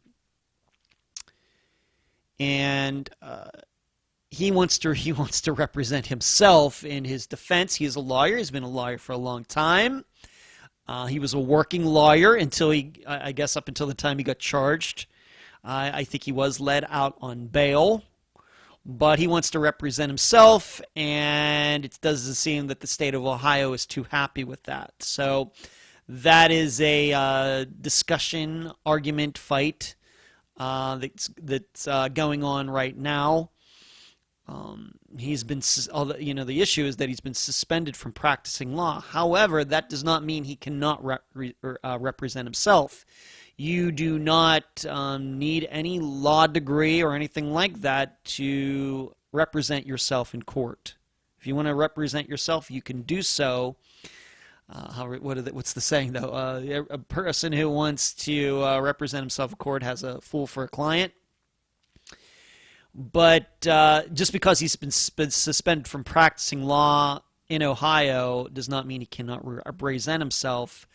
But still, the state of Ohio does not want him to do that for some reason. And I'm not sure how that's going to go. I did not see anything that showed that this disagreement between them had come to an end. I'm not sure when he's ever going to go to trial. I think it's obvious that he is pleading not guilty to the charges against him.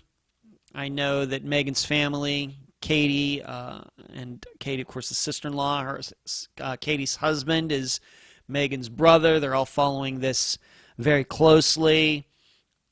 They certainly believe that Mike Moran knows what happened to Meaghan. I'm not as convinced, but that's fine. I'll support Katie and her family, whatever they want to do. But it's still, I have to say, in this disappearance, it's still unclear what did happen. I can certainly believe that Meaghan had a run-in with Mike, and because he does have a reputation with these women who have been charged with prostitution crimes in particular, but what's unclear to me is why Meaghan is missing and none of these other women are missing. Just don't know. But that is the update. Mike Moran been charged with multiple crimes going back several years, and he wants to represent himself, and Ohio doesn't want to seem to let him do that for some reason. Next, Austin Pevo. Austin Forrest Pevo was a 23-year-old from Fort Hall, Idaho. He was a firefighter and competitive Native American dancer. On the morning of February 3rd, 2018, so just over 3 years ago. His mother dropped Austin off at his job. However, he soon discovered work was canceled for that day. Austin then made a phone call and left. He was never seen again. I think we now know that the last part of that intro to his episode was a lie. I don't think we now know it's not very clear at all that work was canceled that day. Work might have been canceled that day because Austin's coworkers killed him.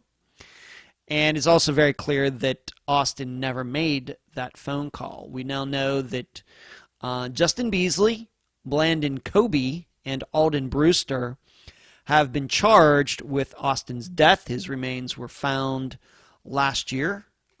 Was it last year? Maybe even 2019 after this episode came out, but they were not identified, I think, until 2020 sometime. And but the information I have, and this came from Susan, she just his mother, who was the guest, she just sent this to me maybe a week ago, that Justin Beasley is going to court on August 2nd. So about, what would that be? 3 months from now. She did not say anything about Blandon Kobe or Alden Brewster. I don't think she'd also mind me saying that it sounds like Justin Beasley wanted to plead to manslaughter in the second degree, and the prosecutor was not going to let that happen in some sort of plea deal. And so Justin Beasley is being charged with second-degree murder. It sounds like Justin and these other guys are going to claim self-defense, that they had to kill Austin because of something. And then for some reason they decided that they needed to hide his body. Okay, but it seems they are not going to court altogether, that Justin Beasley is going to be by himself, and I'm not sure what's going to go on with the other two. If you'll remember, this trial was supposed to start last year, and of course it got pushed back due to COVID, and like all states, Idaho is not alone, and so many things that it got pushed back, like spoke earlier about Carlos Rodriguez's trial. But at least in Austin Pevo's, we have a date, August 2nd, Justin Beasley. And I will be honest, Susan went through some of the details about what they're saying happened, and I'm not going to get into those here. I think it suffices to say that they're saying that it was self-defense, and they have a particular story that they're telling, and I'll just leave it at that. So I guess in August, something's going to happen, and maybe that for the next update episode at the end of August, I'll be able to talk about what the results of that trial were. As for the other two, she didn't tell me anything about them. Next update, another trial update, although I don't have any information, and that is Jonathan Estes. Jonathan Paul Estes was a 35-year-old father of two from Bogachito, Mississippi. He worked in construction and was active in his church. On June 2nd, 2018, so we're coming up on the 3-year anniversary here, Jonathan was at home and spoke to his best friend. Jonathan then said he was going outside to see why the police were going up and down his road. He was never seen again. If you'll remember, I got to speak to that friend who spoke to Jonathan that day, and I think I included that in my summation after the interview that I did with Jonathan's sister, Melissa. This trial regarding Jonathan's wife, Cynthia, remember, they were in the process of getting a divorce. If this rings a bell, I had posted on the Unfound YouTube channel, which I think at the time we did this episode was just kind of almost brand spanking new, that Melissa had sent me a video of Jonathan when he was over there to get things, and he and Cynthia were having an argument, but he had the camera on just in case she tried to claim that, he did something to her, and he did that until the cops showed up. He was there to get some things because they were getting divorced. And then in the course of all of this, he goes missing. The main issue here is this friend that I talked to said, he said he was going out to see why the police were going up and down his road. and then he was never seen again, which of course can get the rumor mill spinning. But this trial that his wife is supposed to go on, her name is, once again, Cynthia Estes, is all about this piece of machinery called a bobcat, kind of a dirt-moving type of little tractor, dirt-moving type of device. Listen to me, I'm not in construction, as you can tell. I couldn't even tell you the last time it was in Home Depot. But that trial's still not happened. This was supposed to happen last year, and then once again a COVID issue. And at the time I did the interview back with Melissa, this piece of machinery was still missing. It was found after that. I think the person who had it, I don't know if they came forward or they were able to track it down or something, but it was found. And so I think it's back in the Estes family possession. Cynthia was not permitted to sell it, but she did. She took the money, and that's what she's going on trial for. It's hard for me to understand that why she wouldn't just plead this out. I mean, really, you're going to go to jail for that? I realize it's kind of stealing and everything, but a fine with some probation or something, and it very well may be that she's responsible for Jonathan's disappearance. I get it. But this is not about his disappearance. This is about a piece of machinery that was returned to the rightful owner. Why are we still here, over a year later, many, many months later, and we're still talking about this? It's hard to understand. You almost get the feeling there's more going on than this just being about that piece of machinery. I think this would be resolved right now, but I have no proof of that. But that, I guess, this trial that she's going to go on saying, pleading not guilty, I guess it's going to happen sometime, but I could not find a date, or nobody's told me when it's going to happen. Next update, which once again, I've said this a few times now, is another update about a trial that is still not yet scheduled, but I don't want you to forget about any of these, so that's why I keep mentioning them. In fact, I know in the last update I was saying kind of the same thing. Kamisha Nicole Hollis was a 34-year-old mother of 3 from Omaha, Nebraska. She loved going to the gym and worked 2 jobs. On April 2nd, 2018, Kamisha didn't call her mother like she usually did, and she didn't show up for work. A few days later, Kamisha's car was found in a motel a few miles from her home. She was never seen again. What was discovered after this episode, and Caprice Hollis is Kamisha's sister. She was the guest. What was discovered after eventually is that there was video of the father of Kamisha's 3 children ditching the car there and walking back, and that's where he got stopped, and he has now been charged with Kamisha's death. But Kamisha's remains have still not been found. If you'll remember that when we did the episode, and Caprice had said that Marvin Young had been charged with Kamisha's murder, I was like, well, it probably did happen, but it seems like the evidence is a little thin. Well, right after this episode came out, the prosecutor, district attorney's office came out and released a lot more material related to Kamisha's disappearance and why they charged Marvin Young, and then it became very clear to me. Yet we are still, and as I'm looking at the date here, we've just passed the 3-year anniversary of her disappearance.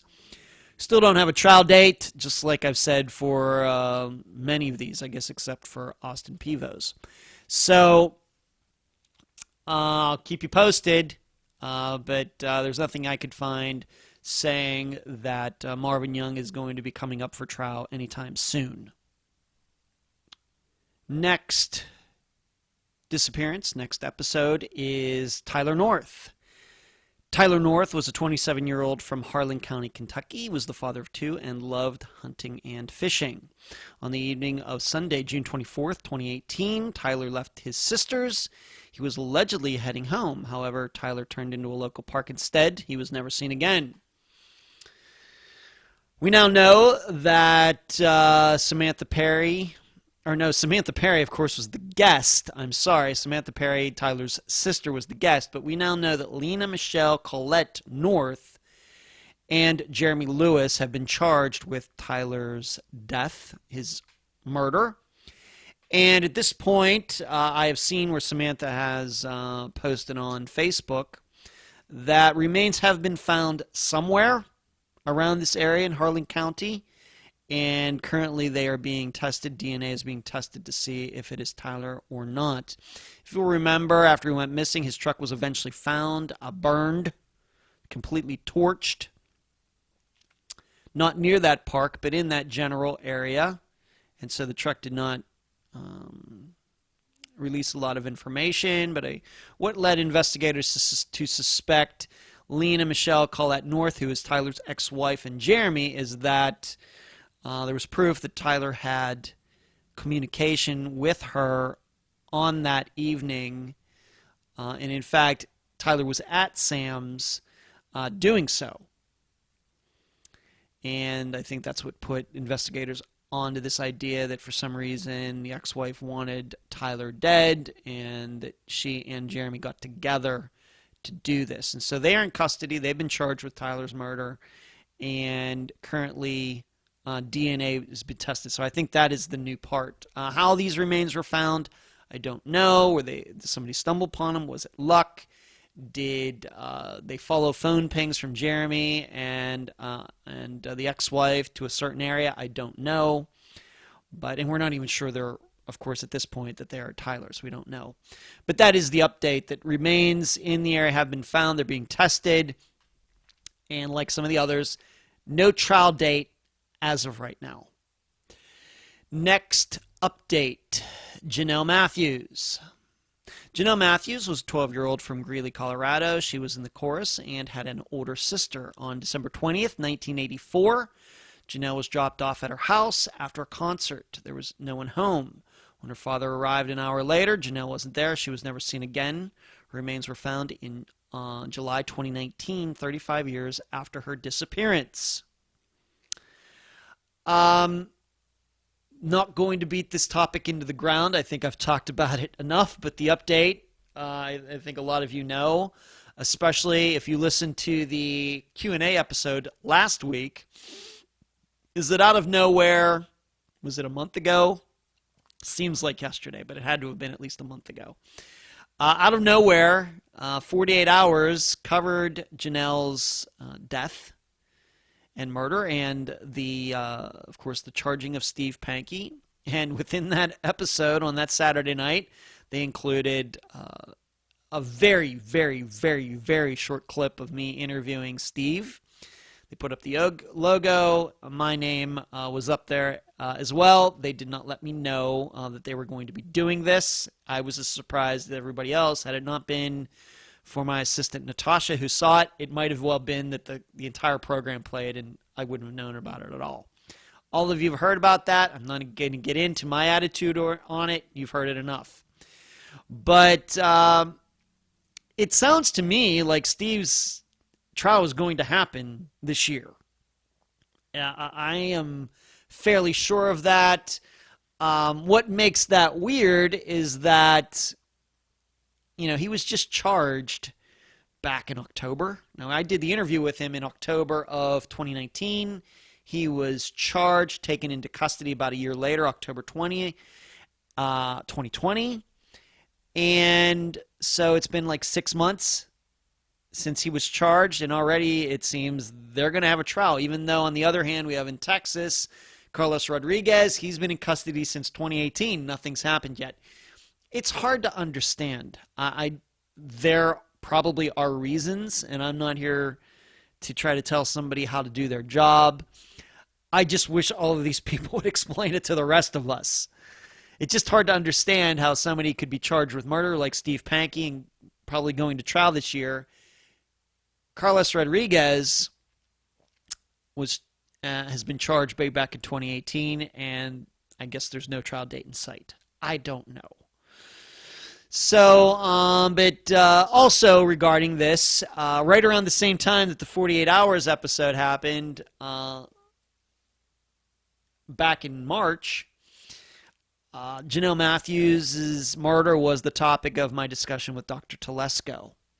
And coincidentally, that show played right before the 48 Hours episode came out. So we got to talk about all of that, and it's very interesting to hear Dr. Telesco's insight regarding Steve Pankey and whether he committed this crime or not. So I have to say that I continue to have some doubts. Some of my assistants are more firm that he did it, and I can certainly see their side. I see everybody else's side thinking he did it. I get it. I'm not here to argue. I'm just not as sure as everybody else.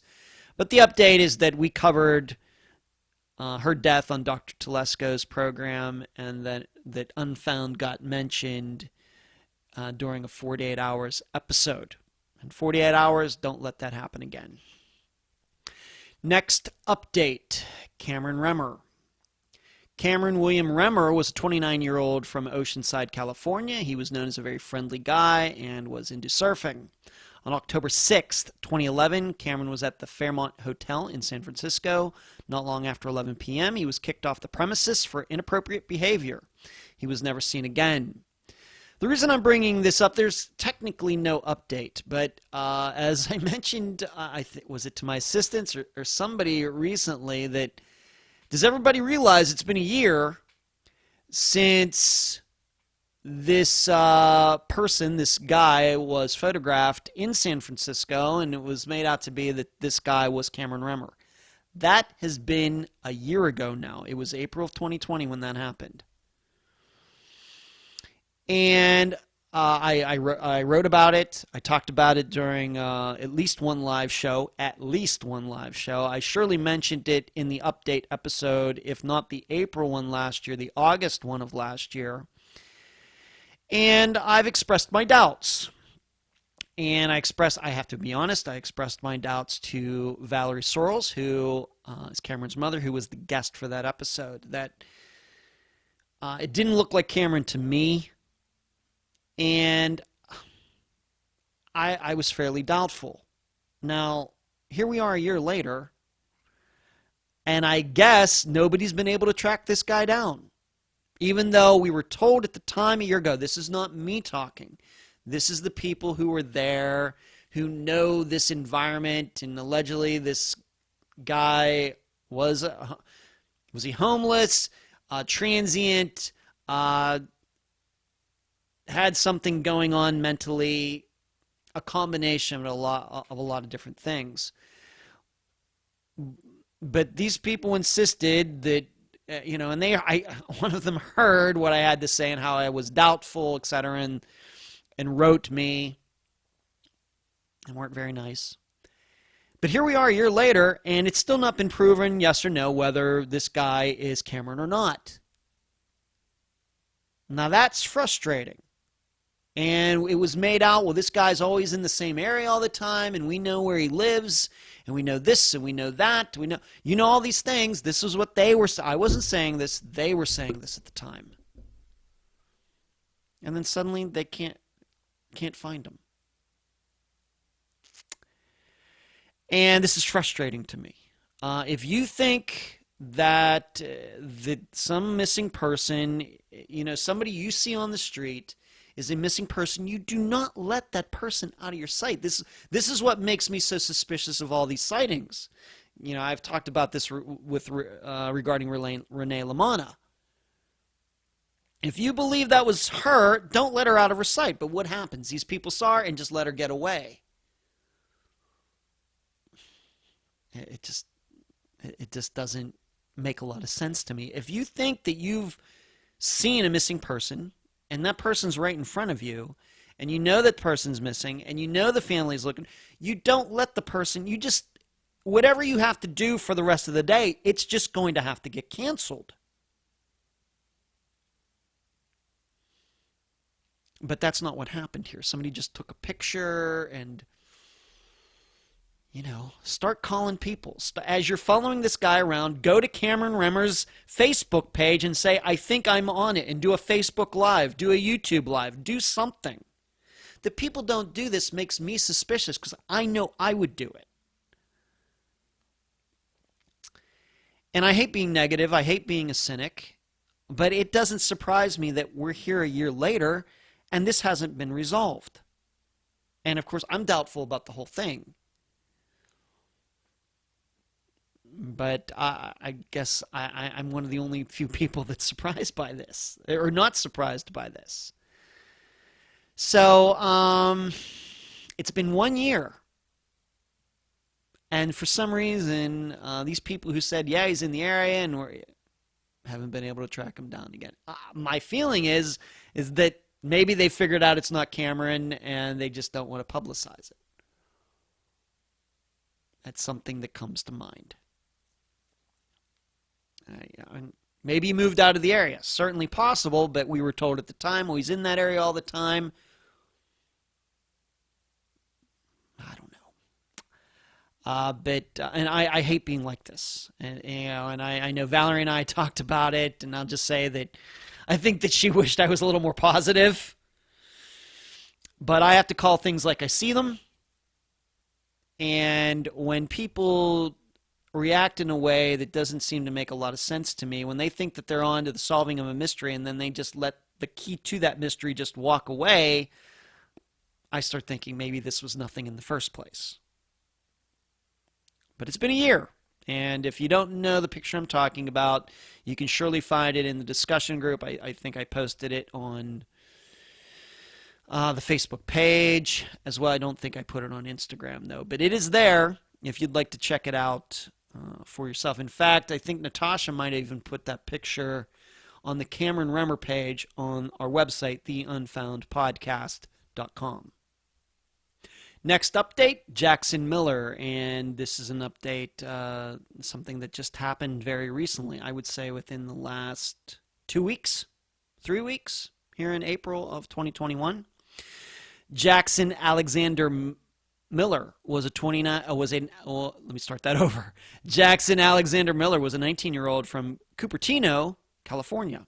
On May 15th, 2010, Jackson took the family car, pretending to go to an AA meeting. The vehicle was found in the parking lot of Golden Gate Park in San Francisco.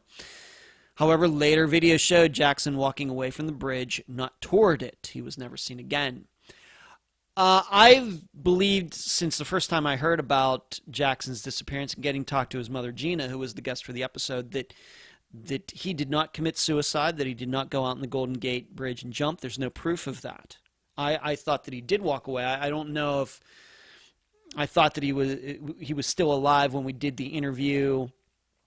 When this happened, I think this was this early 2020? Did not put the dates on these. I know. Going in order, I know, it had to have been early 2020 because I know that we covered Cameron Remmer's disappearance at the end of 2019, so this would have been early 2020. But I always had the idea that he walked off. I really didn't know what that meant. It didn't seem to me that he was suicidal. If he was suicidal, he would have gone out on the bridge. But that didn't necessarily mean he was still alive. But recently, just within the last few weeks, there was a sighting, if you want to believe it, at a Target store near Sacramento. Sacramento is in Northern California, just like San Francisco is. And the story that this woman told is that there was this young man. Of course, Jackson would be 29 now, but he was in this store, and he came out, and this woman was at her car, and he asked, he said his name was Jackson, and he needed a ride or something, and that he said he was missing. And I guess this woman did not give him a ride, but she did report it. They were able to go to the video for this Target, and there is now at least, I don't know if I haven't seen any video, but I've seen a picture of this young man walking out of this Target. He has pants on with shamrocks on, so this leads me to believe maybe this all happened around St. Patrick's Day, but in March, but it seems to me this all happened a lot more recent than that, maybe in April, so I don't know. The tough part regarding trying to identify people today is that this guy was wearing a mask. And the angle is not the greatest, if you've seen it. I have it here in my notes. It's very hard to tell whether this is Jackson or not. We have to remember that he would be 10 years older, if not 11 years older, than when he disappeared in 2010. People change. People, who knows what he's been doing over those last 10 years. If he is still alive, would he look the same? What is he doing with his life? Is he homeless? Of course, that would certainly affect how he looks. And I have to tell you, at least the way I see that picture, this looks like a young man who it looks like he's clean. He's wearing clean clothes. He has a short haircut. Looks like it was cut recently. Did not look scraggly or dirty or greasy or anything. So if it is Jackson, it seems like he is living a good life somewhere.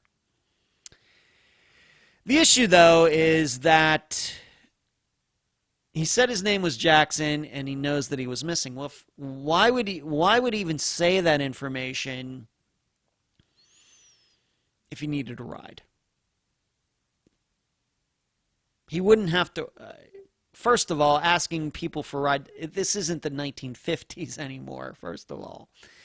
On top of that, why would he give his name, and why would he say that he's missing? It just seems a little. The story sounds a little too good to believe. That's the problem. And being that it was in his Target, looking at the picture, it doesn't seem like he bought anything. What was he doing in there?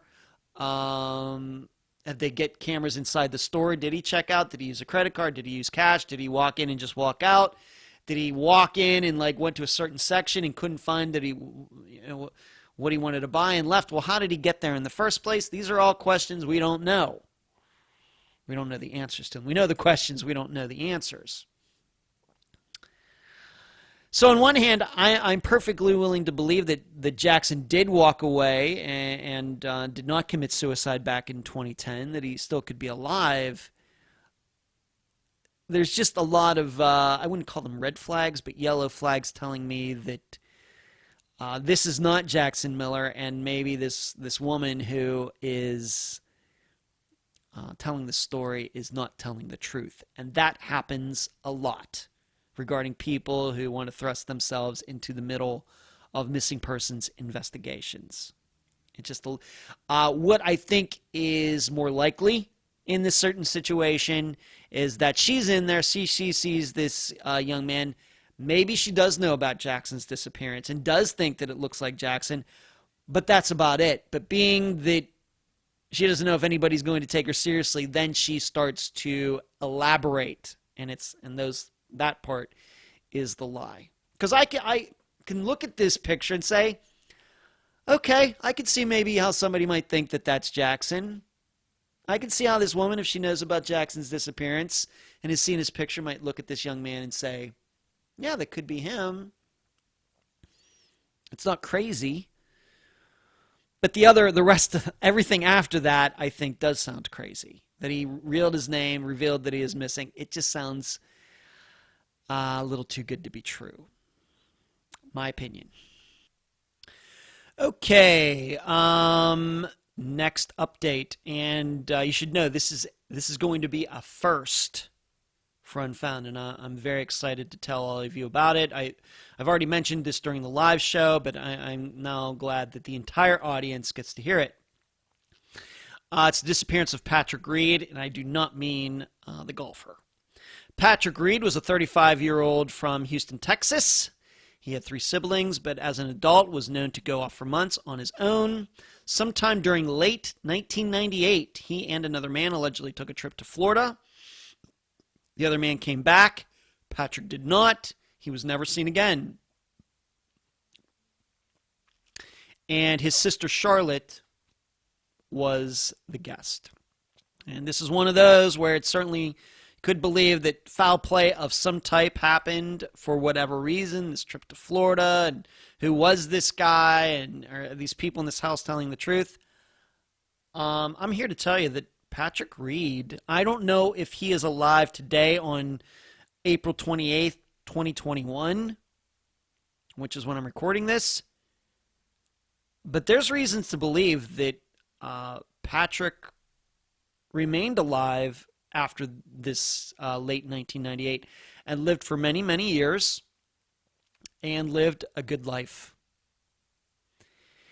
And I'm not going to get into names and things like that, but Charlotte was able to discover somehow that there was a woman who knew Patrick, and just in a, I don't know, coincidentally or something like that, on this woman's Facebook page. And guess what? This woman had pictures of herself with Patrick, and they were surely pictures that are more recent than 1998. Now, once again, I don't know if Patrick is alive now, but it's clear he was not murdered. It's clear that he was not homeless. And it seems that he went off to live with this woman, and he's smiling in these pictures. And it seems he didn't want anything to do with his friends or family anymore. He just wanted to go live with this woman and be a couple. I'm guessing it's bittersweet for his family. I'm sure they're happy to know that he was not murdered, and then he continued to live after this time frame of late 1998. I don't know how they feel about him not wanting to contact them or talk to them anymore. I have no idea. But I'm just glad to hear that Patrick Reed continued to live. Looks like he was living a good life, having a good time, had a companion in his life who, it seems, I've seen some of these pictures, seemed to care about him. It's a feel-good story. I don't know if he's alive now, but it does seem that he lived for at least 15 years, 17 years after 1998. So that is a first for Unfound. This is the first time that we covered a person who went missing, and there is solid proof that this person was still alive many, many years after the disappearance date. So it's a feel-good story, and it's nice to have one of those once in a while. Next update, Julie Weflin.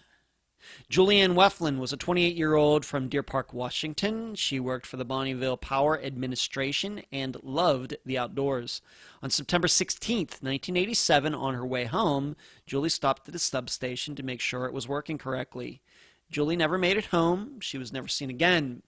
You remember that this is a disappearance we covered in, March, April of 2020, and the main reason was because the guest, John Pollis' number one suspect, died in January of 2020. John was always worried about getting sued by Will Parks for mentioning him as possibly being connected to Julie's disappearance, but when Will died, John was more than eager to come on the program, and I was happy to have him. He and I had known each other for a couple years at that point. I like John a lot. I'm not saying I agree with all of the conclusions he's come to, but we certainly, I'm going to keep saying this, we need more people like John Pollis when it comes to missing persons cases. Even though I may disagree with him, and when I talk to him, we don't see things necessarily all the time eye to eye, I certainly admire his passion, his work ethic, and everything else, and we need more of that.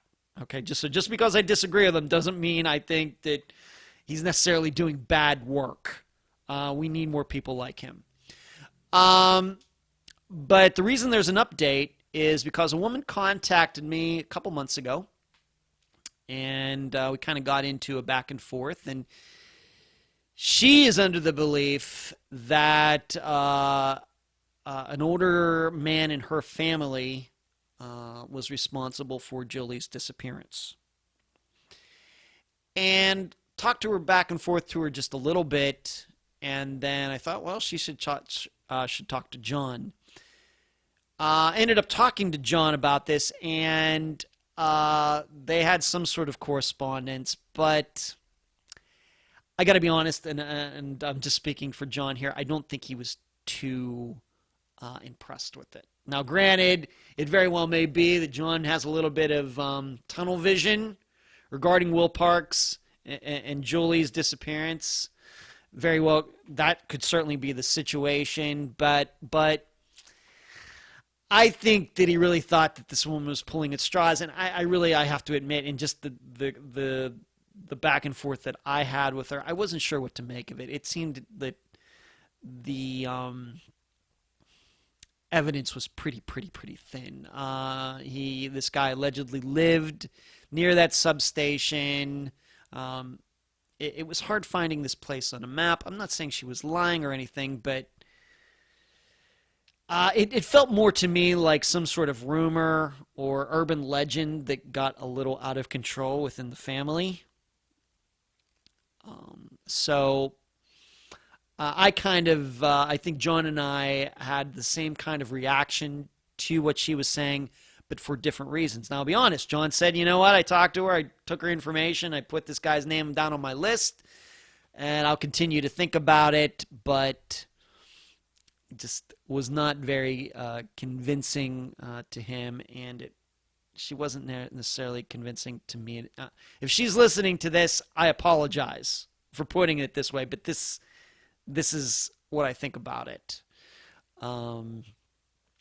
But as usual, when these things happen, when I get information sent to me like this, I go right to the guest and let them take a look at the message, and then we talk about it. And this is the kind of discussion that John and I had. John thinks Will Parks did it. I don't know if there's evidence to prove he did or he didn't. They're still, I think, trying to get on this property that he had near where Julie went missing at that that substation. But with my experience of over 200 disappearances, I have to tell you, I'm more inclined to believe that it was some coworker who did it. Somebody who knew she was going to be out there by herself. Some guy that had an interest in her, some coworker, and decided to just happen to run into her. Oh, there you are. And something happened then. That's what I continue to think. Next update.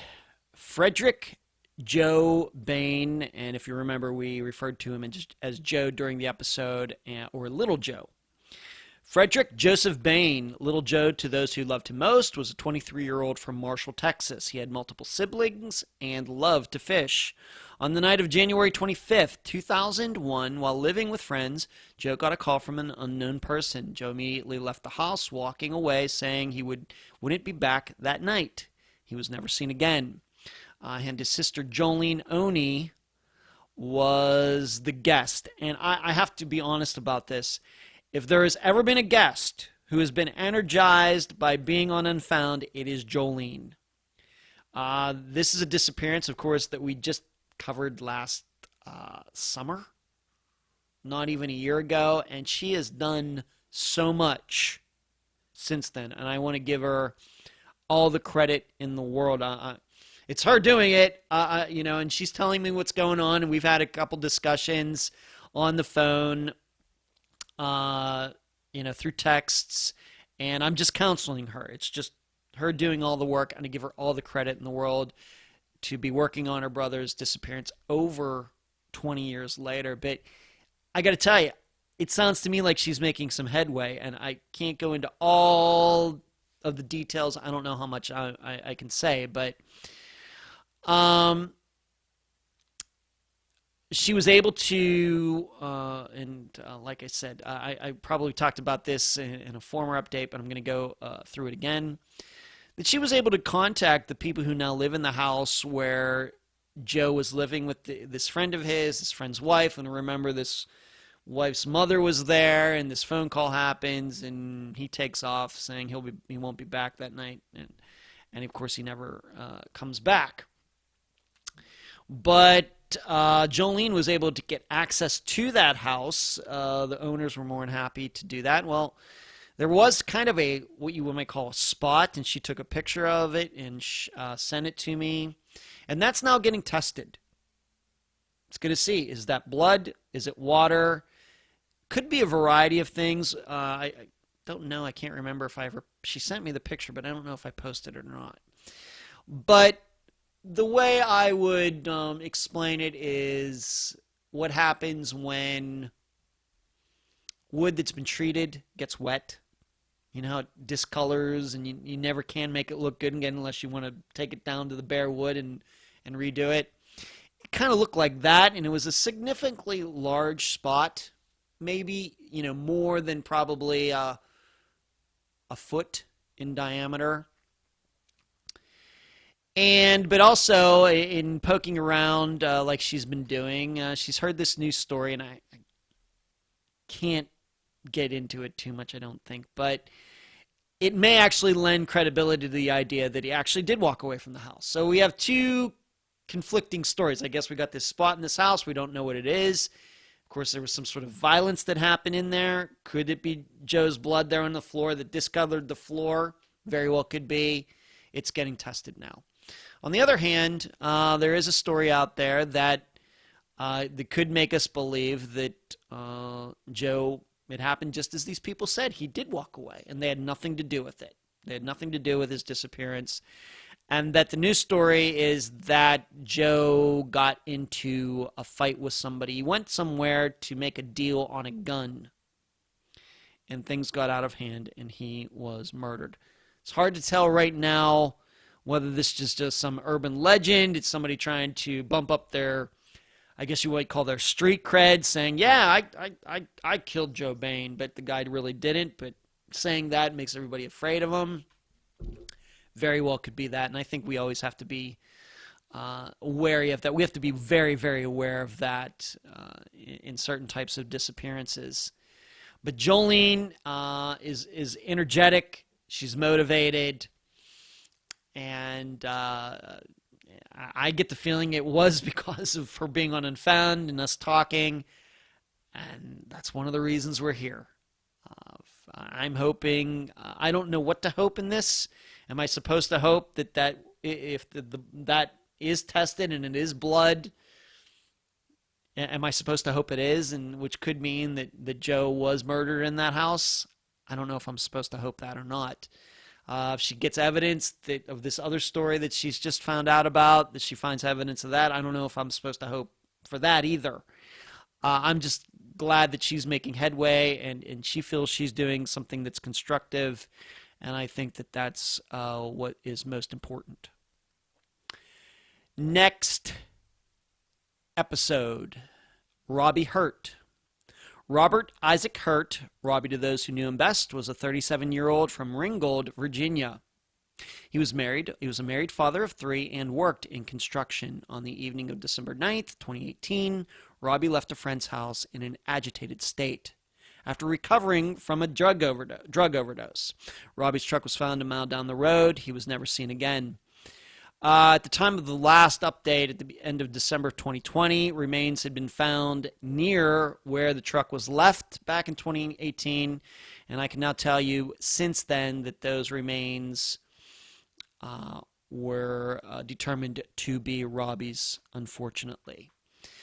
They were found about a mile. I will tell you that his mother, Becky, who was the guest for that episode, sent me a map showing me where the truck was, where the remains were found. And if you also remember going back to that episode, they got some dogs involved, and the dogs had gone down to this, allegedly followed a trail down to this convenience store. Well, you should know that the truck is in one location, the convenience store was in one direction, and where Robbie's remains were found were in the exact opposite direction. So what do we think about those dogs actually smelling, having a scent for Robbie that night? Probably not. So I'm going to keep saying it about dogs. But Robbie's remains were found not far off the road at all. I wouldn't say necessarily within feet, but within yards. And the way his remains were found were very much kind of like Crystal Morrison's, in that people working on the road discovered them. In Crystal Morrison's situation, surveyors went onto this private land because the road was going to be widened or something in that area, and that's why they were there, and came upon her remains. In Robbie's situation, these were road workers who were clearing out trees, debris in front of signs, and they were cutting the limbs around this one particular sign, and that's where the remains were. So you know how close road signs are sometimes to a street, or country road. That's how close his remains were, but they were just off, I guess, in that brush. And I really don't know if we'll ever be able to determine what the cause of death was. I have to admit, at the time, I thought there was foul play. I know a lot of people did not think that. It seems that I was wrong, and I don't mind being wrong. I even have to be surprised looking back at it that even at the time, a lot of people believed this guy's story that, yes, he did bring Robbie back to life, and yes, Robbie did go off in his own truck, and that Robbie did leave his truck there and walked off into the woods. More people than I would have thought, listeners, thought that. I was really surprised by that. It seems that they were right, and I give them all the credit in the world. Congratulations to them. However, it should be stated, I don't know if we'll ever know a cause of death. It very well could still be that this guy went out there, ditched the truck, or drove out there with Robbie's truck or body in there, dumped it where it was found, then drove the truck over there and walked home and kind of tried to make it look. That is still possible. I don't know if we can necessarily rule that out, but I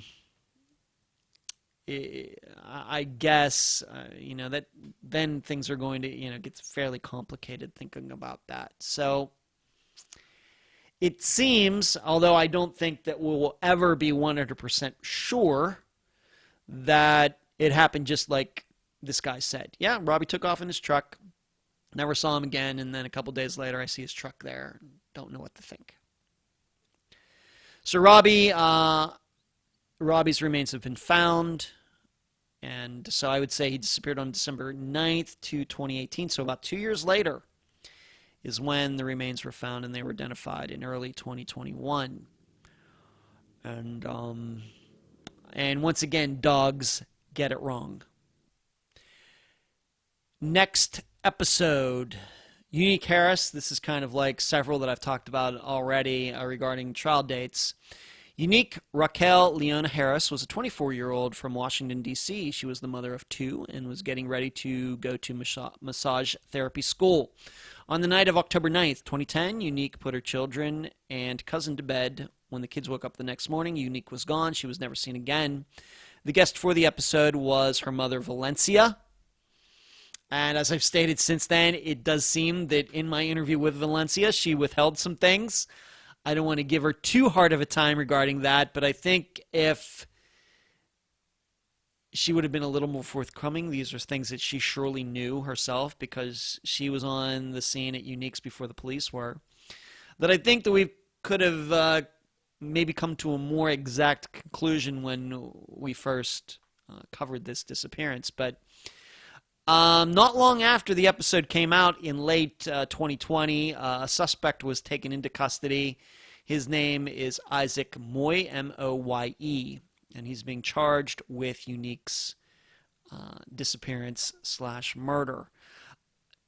All I can tell you is the update is that I don't know if there's going to be any trial.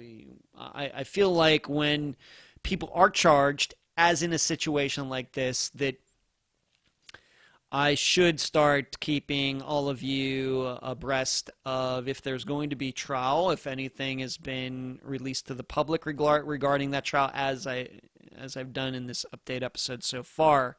This is very early on.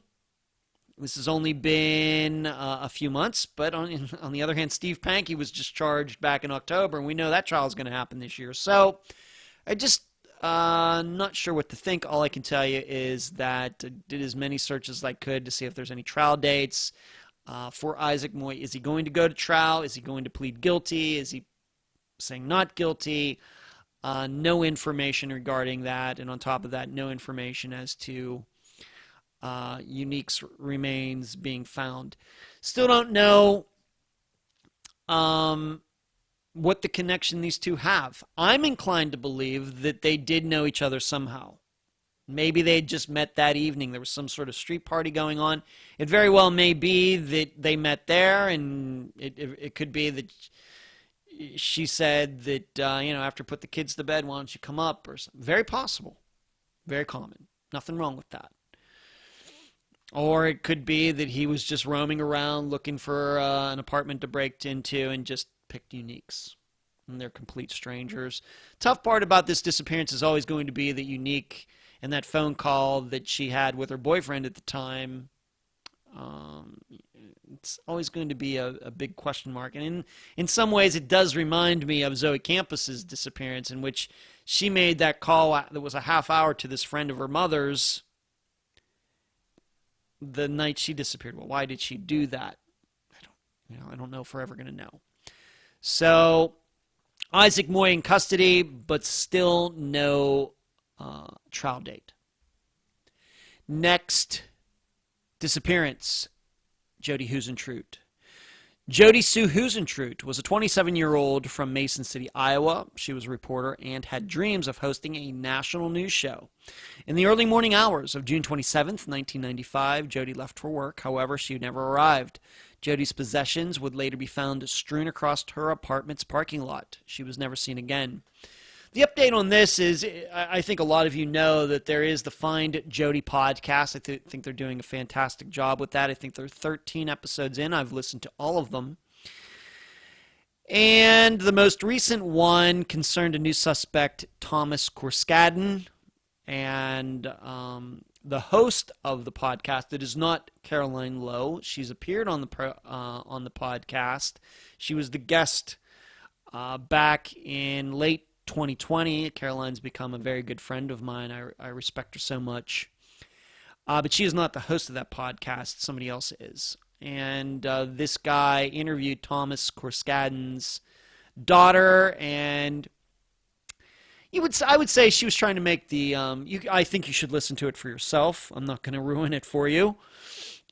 Trying to make some points that might cause people to look at Thomas as a possible suspect in Jody's disappearance.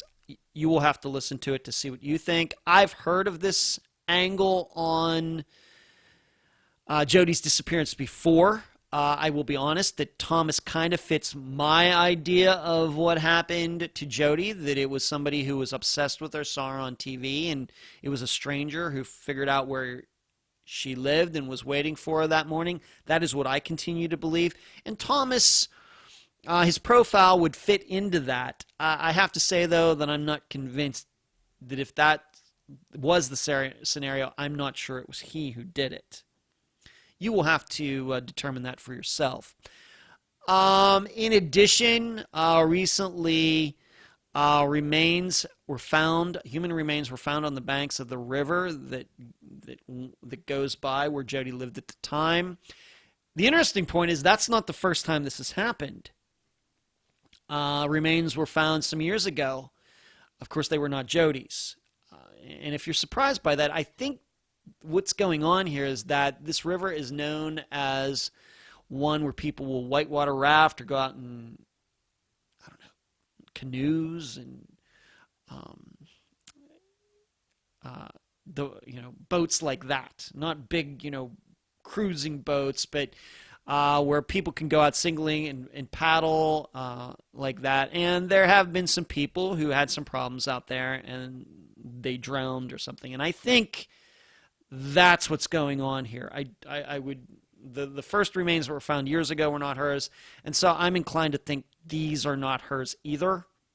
I think this is, once again, somebody who's out there, and the rapids of the river just got away from him or her, and they drowned and just have not been found, and now it may very well be that this is some water enthusiast's remains. Unfortunately, very sad. So there's that. But they're going to check, as they should. They find remains, they're going to do DNA and try to figure this all out. But I really can't believe that they're Jody's that just happened to be on this riverbank almost 26 years later. I would be stunned by that. The other point, though, is something that came to my mind, and I passed this along to Caroline, and it came from this panel that I was involved in a few weeks ago with Dr. Telesco, in which there was this author that she interviewed regarding BTK, Dennis Rader. serial killer from the 70s into the 80s. And this writer, this author has gotten to know him. She wrote a book about it. And I got to take part in this discussion. I got to answer a couple questions. This happened a couple weeks ago, here in April of 2021. But there was something that this author said during the interview that caught my ear. And that was that we have to remember that Dennis Rader was from Wichita Falls, Kansas. And that is about 7.5 hours away from Mason City. But what this author who got to know him found out is that at some point Dennis Rader became obsessed with a TV reporter.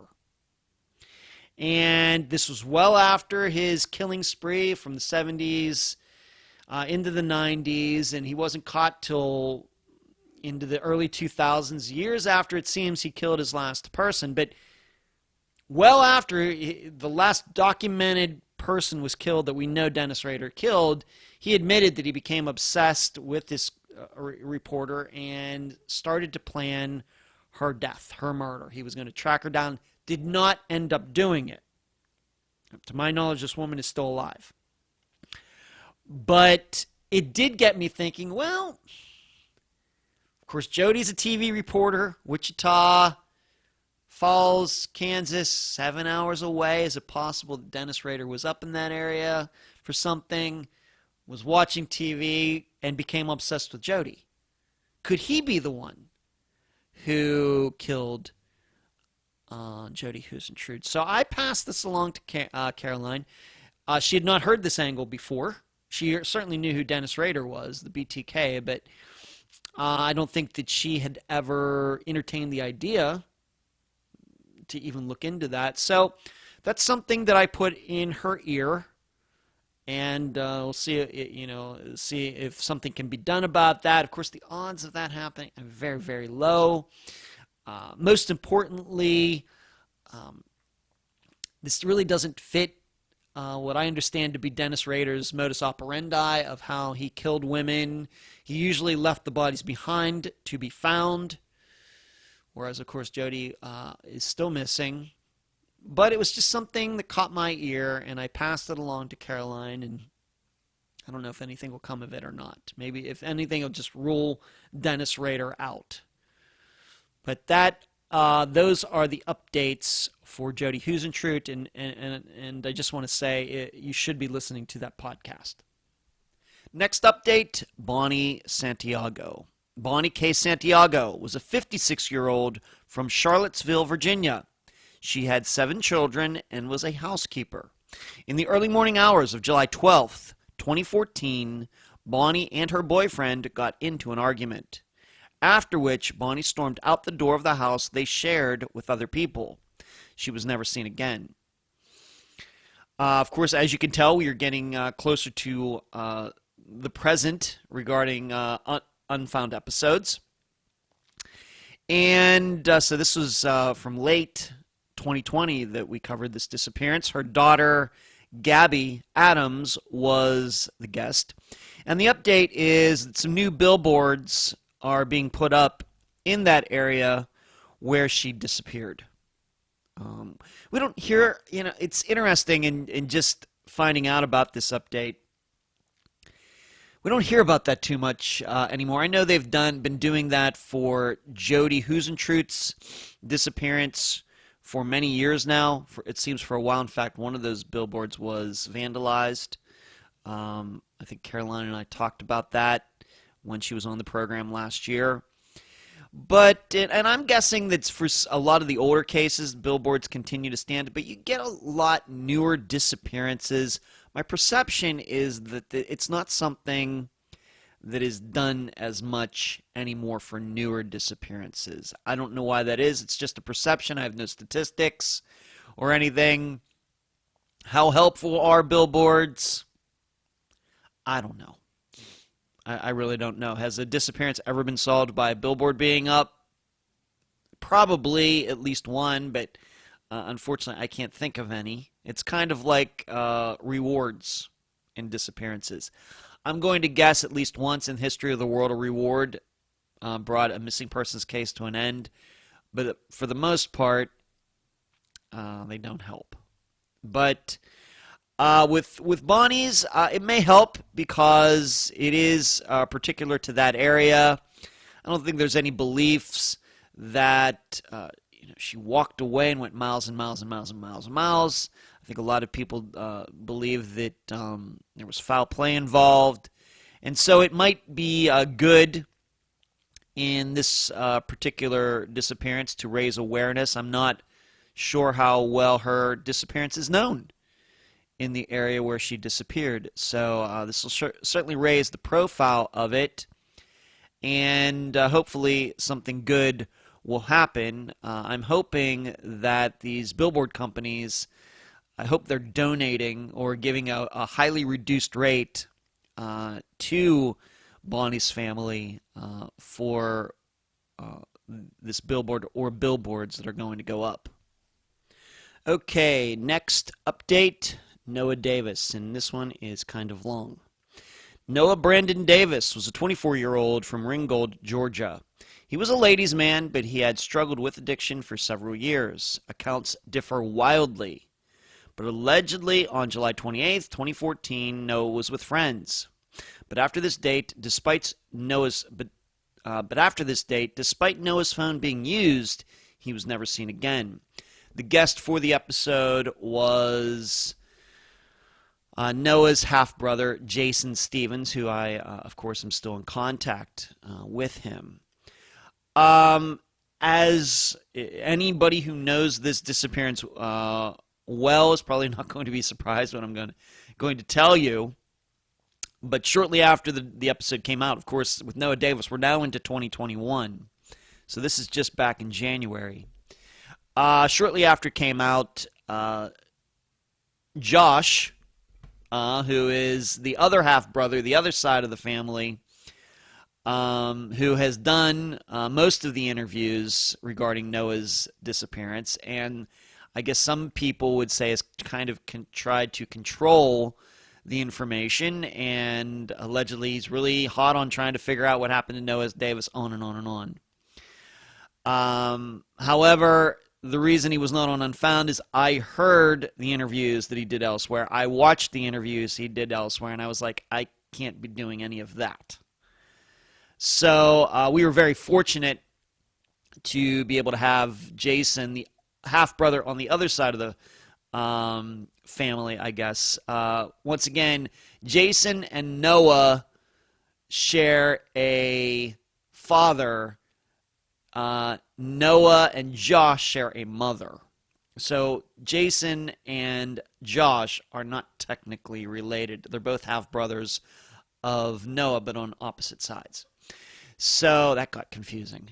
But here's the email that Josh sent me very shortly after the episode came out, and then I will read my response. And then I'll get into some other things that have nothing to do with Josh. His email to me was states, and I'm going to read everything but his phone number. I'm 7 minutes into the podcast, and there's already so many incorrect statements being made. I'd love to clear those up with you. The people you've spoken with never knew Noah, nor were they a part of his life at all. They only acted like they were searching for around 5 months, 2 years ago, and not to steal some of the data and create controversy. They've not done anything ever since 2 years ago. I've been and still am the only person searching for my little brother. The pics you have are all mine, from scans of the actual pictures I still have in my garage.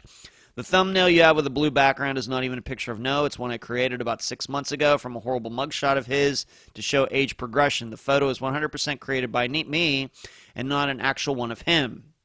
Anyhow, I'm going to finish listening now, but I looked at the timeline, and it's definitely not the correct one by any means.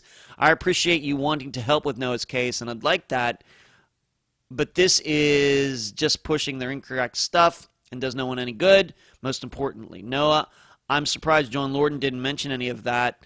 LOL. He was one of the ones who advised me to just let them cause their trouble and go, and they did go to your upload. So yeah, if you'd like to speak, I believe that would be great. Thank you very much for your time, Joshua Wright, and he put his email there as well. I don't think I'm speaking out of school here. I spoke before we ever covered the disappearance of Noah Davis. I spoke to John Lorden because I had watched the interview he did with Josh a couple years ago. And I'm telling you, what Josh wrote in this email is a complete opposite of what John told me about their interaction. Going back to this, he says, I'm surprised John Lorden didn't mention any of that. Josh, if you're listening, John's opinion of his interview with you is exactly opposite of the opinion you have regarding that interview, just so you know.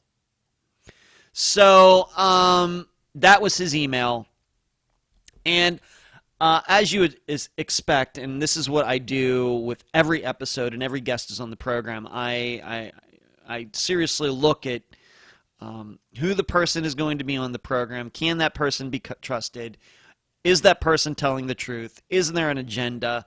Does this person know what he or she is talking about? Well, that is probably the biggest consideration I make in any episode. Of any topic, of anything that goes on with any episode you listen to, the main point is this the right person to talk to? And, of course, some people are just not available, that can't be reached, etc. So we do the best we can. I can tell you, Jason Stevens is a better guest and more knowledgeable than Josh is. All right, so here was my response. Josh, I'm really not interested. I'm just going to read it to you. No, I'm not leaving anything out. I wouldn't do that. Josh, I'm really not interested in speaking to you. I've heard of all of what you've had to say over the last 3 years. I listened to the interview you did with Marissa. If you don't know who Marissa is, Marissa at The Vanished. I watched all 3 hours of the interview you did with John Lorden. Frankly, you're not a very good guest. The way you communicate only confuses people more because you are so hard to follow, and sometimes you do not answer questions directly. And those aren't the types of people I have on the program. Instead, the plan is to continue to talk to everyone listed on that timeline and elsewhere who actually were around Noah around the time he disappeared. That will not include you, since you were in jail at the time of Noah's disappearance. So you continue doing your work, and myself, my assistants, and others will continue to do our work. And we'll see who gets to the answers first. Good luck to you. That was my response. The weird thing about Josh criticizing the timeline is that, and it's definitely not correct, it's his timeline. Some of the timeline that we talked about in the interview I did with Jason was the timeline that Josh created. Now, I'm not going to sit here and say that I think that Josh had something to do with this disappearance. I think that there are overwhelming facts to believe that he was in jail when Noah went missing. Now, it very well may be that Noah was still alive somewhere when Josh finally did get out of jail in August and something happened then. I guess I could be open to that, but there are no facts to support that. So he just hasn't. He doesn't make a very good guest for a multitude of reasons, and that's why he wasn't on the program. And I'm going to be honest with you, I blocked him. I know I've heard all about Josh, and how he acts and what he does and what he says and everything else. And I just got no time for it. I've seen his act, and I don't want to have anything to do with it. So that's why he is now blocked. If you don't know. He has nothing to say to me that is constructive. So instead, since what happened after the episode came out is there were 3 people that I continued to talk to for a couple weeks after the episode. These people were Mike Cobb, Bobby Rogers, and Kendra Reevely. Now, what is their significance? Kendra Reevely was there on that day, if you'll remember, going back. Noah was with a young woman, and they got dropped off at a Walmart. And then Kendra was with another guy. They left, and I guess Noah was expecting them to come right back, and they didn't. Well, Kendra was one of those people that was in the car when Noah and this young woman got dropped off. And so I've spoken to her a couple times on the phone and through Messenger. And I think that,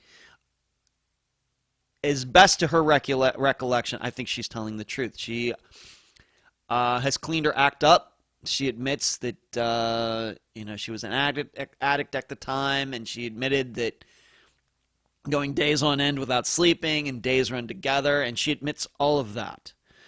But there's nothing that she has said to me that I could prove to be a lie.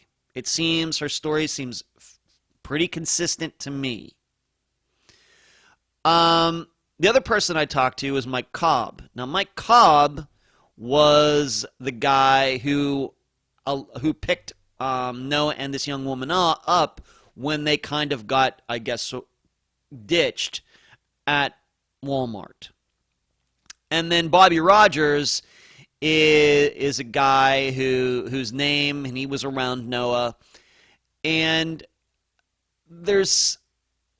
and Bobby still continue. I think of the two, Mike and Bobby, it seems like Mike is living I don't want to put it, a cleaner life than Bobby is now. I think Bobby is in and out of jail. I don't think Mike is in and out of jail, but Bobby is. In fact, I think I was talking to him, and then I didn't hear from him for a while, and I think it was because he was in jail, and then when he got out, he contacted me again. I think that's what happened.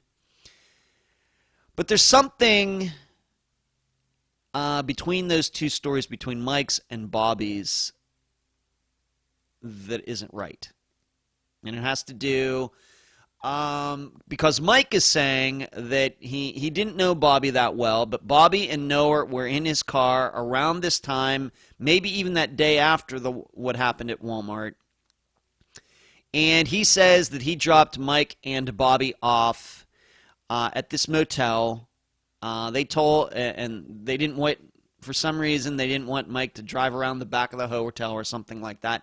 And Mike dropped Bobby and Noah off, and they left. Mike left. And that was the last time he says he ever saw Noah. The problem is that Bobby Rogers claims that never happened. And it's hard to rationalize. Now, very well may be that Bobby says, no, that never happened. I wasn't with Noah. We didn't get dropped off somewhere. We didn't walk around, because it could be that if that story is true, that could be the moment when Noah went missing at this motel the next day after the Walmart incident where he and this girl got ditched. And this would have then also been after when Noah and this girl went out to Noah's uncle's, and she said, yeah, he just kind of walked away, and he could have been walking home to his mother's, who didn't live too far away from his uncle's. This would have been like the next day from what Mike Cobb told me. Bobby Rogers is saying that never happened. So I just don't know. And the truth is that Mike Cobb stopped communicating with me. I sent him messages, and he just won't reply to me anymore. So that always gets me suspicious, because I didn't accuse him of anything. All I was doing was asking questions, and then all of a sudden he doesn't want to talk anymore. He hasn't blocked me or anything, but it's been a couple months since he responded to me. As far as Bobby, I really haven't tried to contact him as much, but the issue with Bobby is that I think he's still an addict, and his days run together, and but I will tell you this, that pretty much what Bobby and Kendra said, their stories, separate stories, do go together somewhat. Whereas Mike, I'm not saying he's lying, but it's just hard to rationalize what he is saying combined with Bobby and Kendra. What do I think? I'm not sure that this stuff, I continue to say I'm not convinced anything happened after that night that Noah walked away. We've just covered too many disappearances with men and women who were addicts or are addicts who walked away and they were never seen again. What catches my attention is that this uncle's place where Noah and this girl were very close. The residence is very close to where Noah lived with his mother. And so it makes sense if he walked off, he was probably walking home. And I think he did go home, and I think something happened there. I'm not saying there was a murder, I'm not saying there was foul play, but I wonder if on the way home, it was overdose. Did he get lost? Those things seem much more reasonable to me, on top of the fact that, Kendra and there's this other girl who was with Noah that night, and I've seen conversations. Kendra has shown me those conversations through Messenger or text. She has sent them to me. It's obvious neither of them heard anything. They did not see Noah. They did not hear anything from anybody about Noah after that night that Noah walked away from his uncle's house. And I think that if anything, it would have filtered back to them that he was seen somewhere. He was with these guys. He was with these girls. And it's obvious from texts and messages I saw that were shown to me in August of that year. So August of 2014. It's obvious that these women who knew Noah fairly well never heard anything about him being heard from, being seen, any phone contacts, nothing after that night that Noah walked away. So all this stuff about after that, I'm not convinced it was Noah. It very well could be like an Eric Franks situation. That somebody had his phone and was pretending to be him. That would, of course, then lead to the idea there was foul play. I'm just not convinced that Noah continued to be alive, let's say 12 hours after he walked away from his uncle's. I don't know what happened, but there are no facts to support the idea that he lived too long after that. Everything else after that regarding his phone, no phone conversations, just texts, and we know how that is, people pretending to be people. That's the best update I can give you right as of now of April 2021. And I would certainly like to talk to Mike Cobb and Bobby Rogers again. I think that they are kind of the key to all of this, but Mike's not talking to me anymore, and I think Bobby may very well be in jail again. So that is the update for Noah Davis. Next update, Jake Lachelet. Jake Allen Lachelet was a 22-year-old from Brusly, Louisiana. He was a father who loved fishing. On August 27, 2014, Jake had dinner with his grandmother and brother. After this, there are no substantiated sightings of Jake, but his truck was found on a bridge overlooking the Mississippi River in the early hours of August 29th, over 24 hours later. He was never seen again. The guest for that episode was his mother, Tina, and I think I mispronounced her name, her last name, during the episode. It looks like Leclerc, but it is actually Leclerc. Those French names, they get me every time. I would not say there's necessarily an update on Jake's disappearance, but something happened very recently here that we can look at it and then compare it to Jake's. And that is this young woman, Corey Gauthier, even though it looks like it's Gauthier. Those French names get me every time. But I think it is pronounced Gauthier with a CH instead of a TH.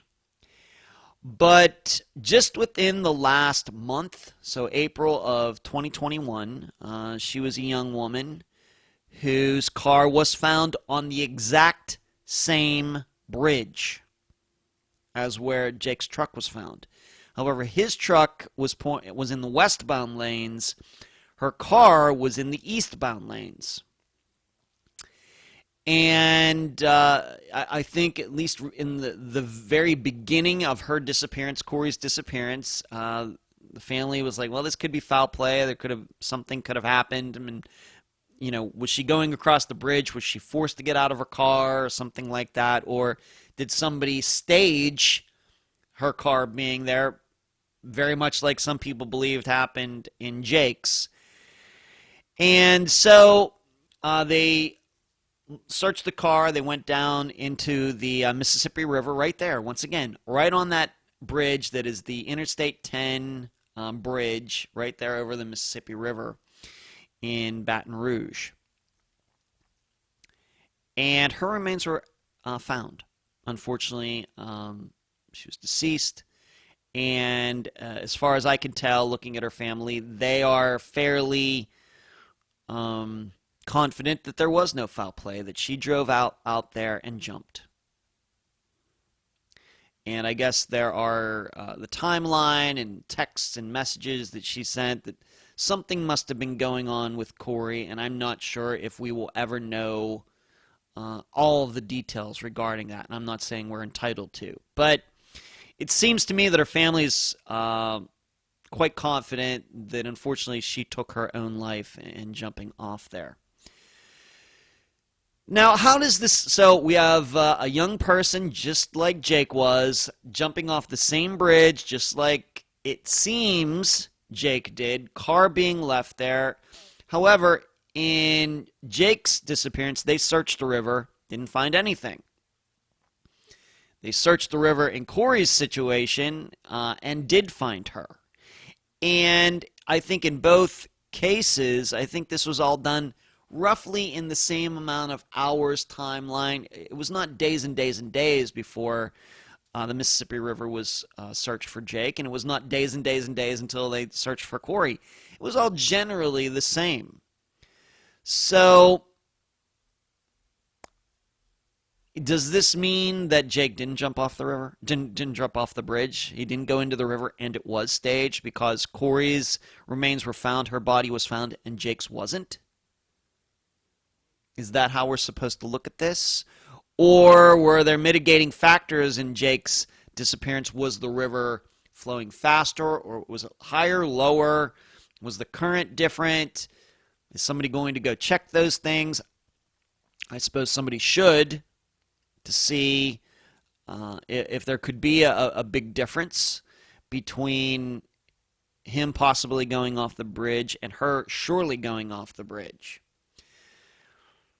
I think for those people who believe this was all staged, and I think that's what his mother thinks, and that's totally fine, this will lend more credence to the idea that he didn't go off of the bridge. They'll be able to say, well, look at Corey. She went off the bridge. Her remains were found fairly quickly. Jake, you're trying to tell me Jake went off the bridge and his remains weren't found when hers were found? They might have a fairly decent argument there. I would say that even though the science of currents and rivers is fairly well understood, it is not perfect. And we don't know what else was in the river the night that Jake could have gone in there. He could have gotten caught up on some branches or logs or trees or something that are flowing in the Mississippi River. That is possible. I don't know how probable it is, but it's certainly possible. So there's that to think about. You can all think about that. What does it mean? Corey's remains were found, Jake's wasn't. Does that mean that Jake didn't go off the bridge at all? And it's, as his mother and many others believe, that this is some sort of setup, and actually he was murdered somewhere else. Maybe because of the mother of his child, or was it the roommate? You will have to go back and listen to that again to go over those details. But the other part of this that occurs to me is, I don't know, I don't live there. I don't think I've ever been over that bridge. I don't think I've ever been to Baton Rouge, even though I've been through Louisiana before. Have I been through? I've been through Shreveport. I've never been to New Orleans or New Orleans. But I don't know, how common is it for people to jump off that bridge? Because I have to admit that, did Corey know about the circumstances of his disappearance, and she was feeling suicidal, and she thought, well, I know about this Jake Lachelet guy that allegedly went off this bridge. Maybe that's what I want to do. Did his disappearance, even if he didn't jump off and it was foul play, but somebody made it look like he jumped off, did this then lead Corey to do the same thing? Did it put her in her head that, well, I'm going to go up on that bridge and jump because that Jake Lachelet guy might have done the same thing? I got to tell you, I think that's possible. I think it is. I would have to know more about actual people who have jumped from that bridge. Maybe this is a common occurrence that the rest of us who don't live in that area, we don't know about it. Maybe that is a thing, and maybe it happens a couple times a year that people jump off that bridge, even well before Jake's truck ended up on that bridge. But I don't know that. Maybe somebody could look into that. But if that is not the situation, and Jake is one of the first people's trucks or vehicles to end up on the bridge and making it look like they jumped, then I could certainly be convinced that Corey somehow knew about the circumstances of Jake's disappearance, and she was thinking about committing suicide and thought, well, maybe that's a good way to do it. I just don't know. But I have to admit, from the first time I heard about Corey's disappearance and her car being there, and then certainly when her remains were found, I started thinking, this could have been some sort of like chain reaction. So, in fact, I go back to Aaron Barnard's and Jeremy Burt's disappearances that are still both unsolved. I'm convinced that these two guys knew each other. I don't know how well they knew each other, but I believe foul play. They were both murdered, and it very well could be that Aaron Barnard was murdered, and then somebody, because they got away with that one, or knew the person that got away with Aaron's murder, that person then decided, well, you know what? I think then I can murder Jeremy. That's why going back to those episodes, it's called Cause and Effect Part 1 and Cause and Effect Part 2, meaning if Aaron Barnard isn't murdered, maybe Jeremy Burt isn't murdered. And likewise with this situation between Jake and Corey. If Jake's disappearance doesn't happen that way, maybe he still disappears, but it has nothing to do with that bridge, very well could be that Corey doesn't choose that way to commit suicide. Maybe she doesn't commit suicide at all. This is why these disappearances, this is one more reason why we as a society have to get a better handle on these things, on disappearances. Because there's collateral damage when they don't get solved fast enough. For sure. There's no doubt in my mind about that.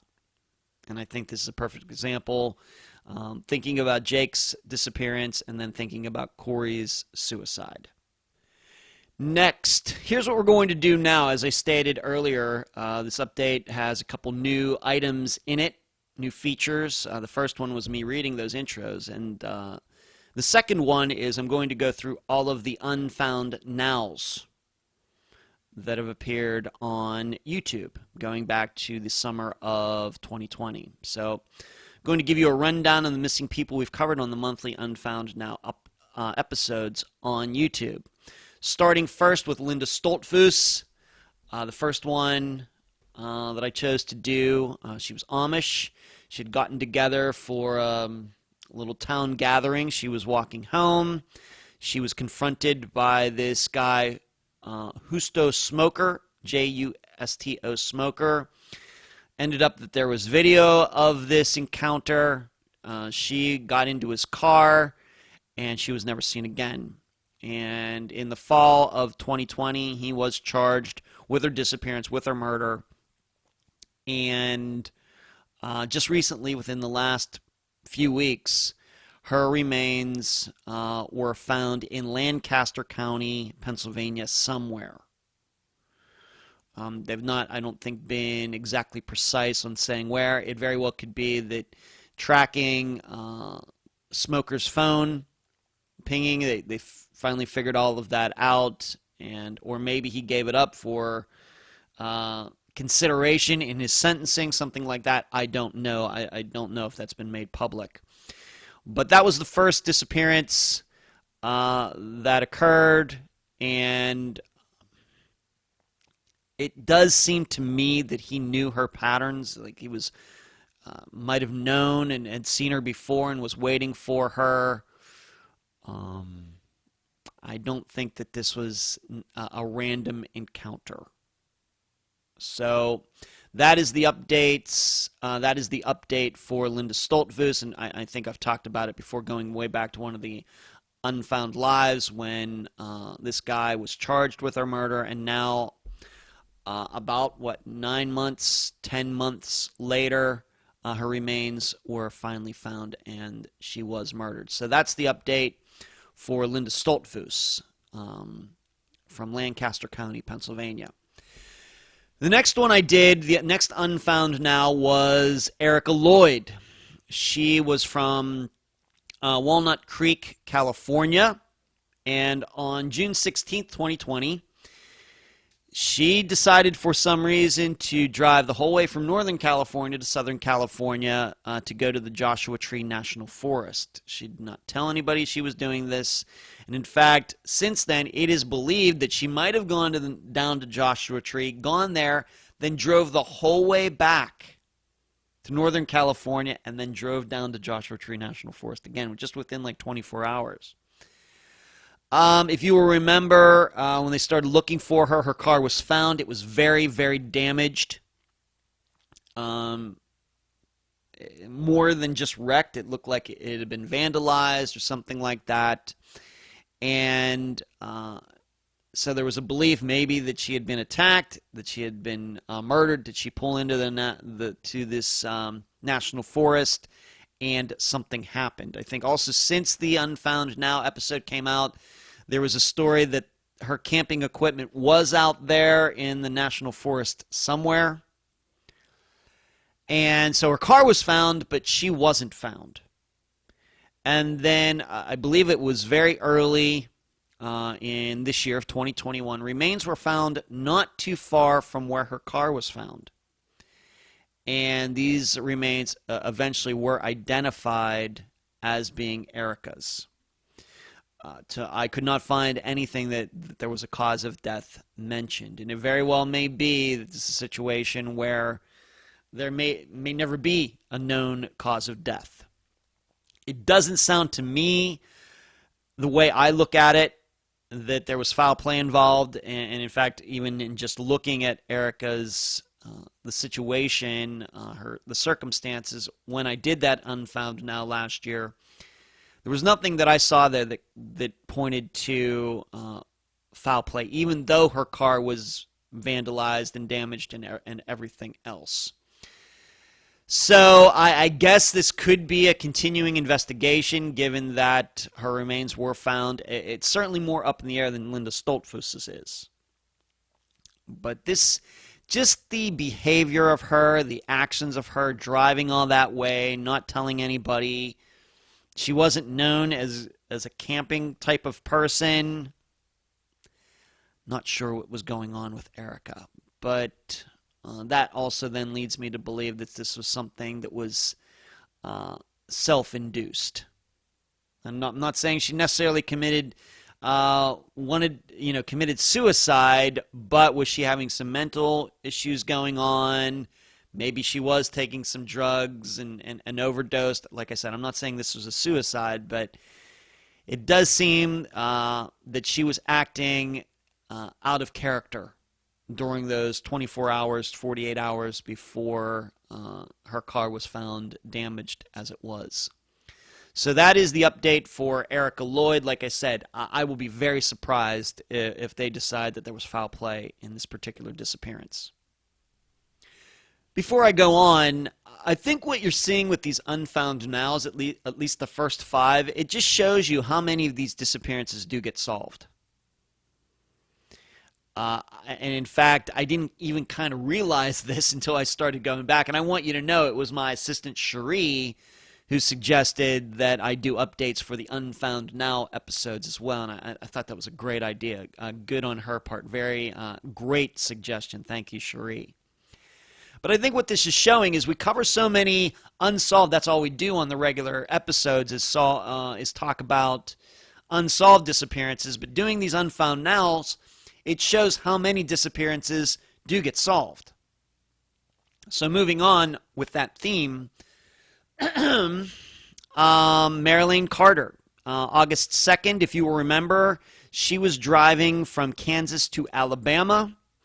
Something going on here. I think she was driving down there to get some mental help. I believe that she was the wife of a pastor, some religious church leader in Kansas. Never made it to Alabama. Started looking all over the place, and it took a little while, but eventually she was found in her car, and they were found in a shipping container that was kind of sitting on some abandoned lands, kind of one of those shipping containers that you would see on a train, metal, or one you might see on a huge cargo ship. You know how they stack them on top of there like Legos? One of those types of containers. That's the type of container that she and her car were found in, and it does seem that she drove in there in her car, closed this metal door behind her, left the car running, and died. Carbon monoxide poisoning. And it was suicide. How they came upon, I think it's still a little unclear that somebody would even think to look inside a container, even though the doors are closed. Whoever did that, spectacular work. I don't know who you are. I don't know what your name is. If you were in law enforcement, just a private citizen, whoever you are, spectacular work. So good. But because it just shows that you can never rule any location out when you're looking for somebody.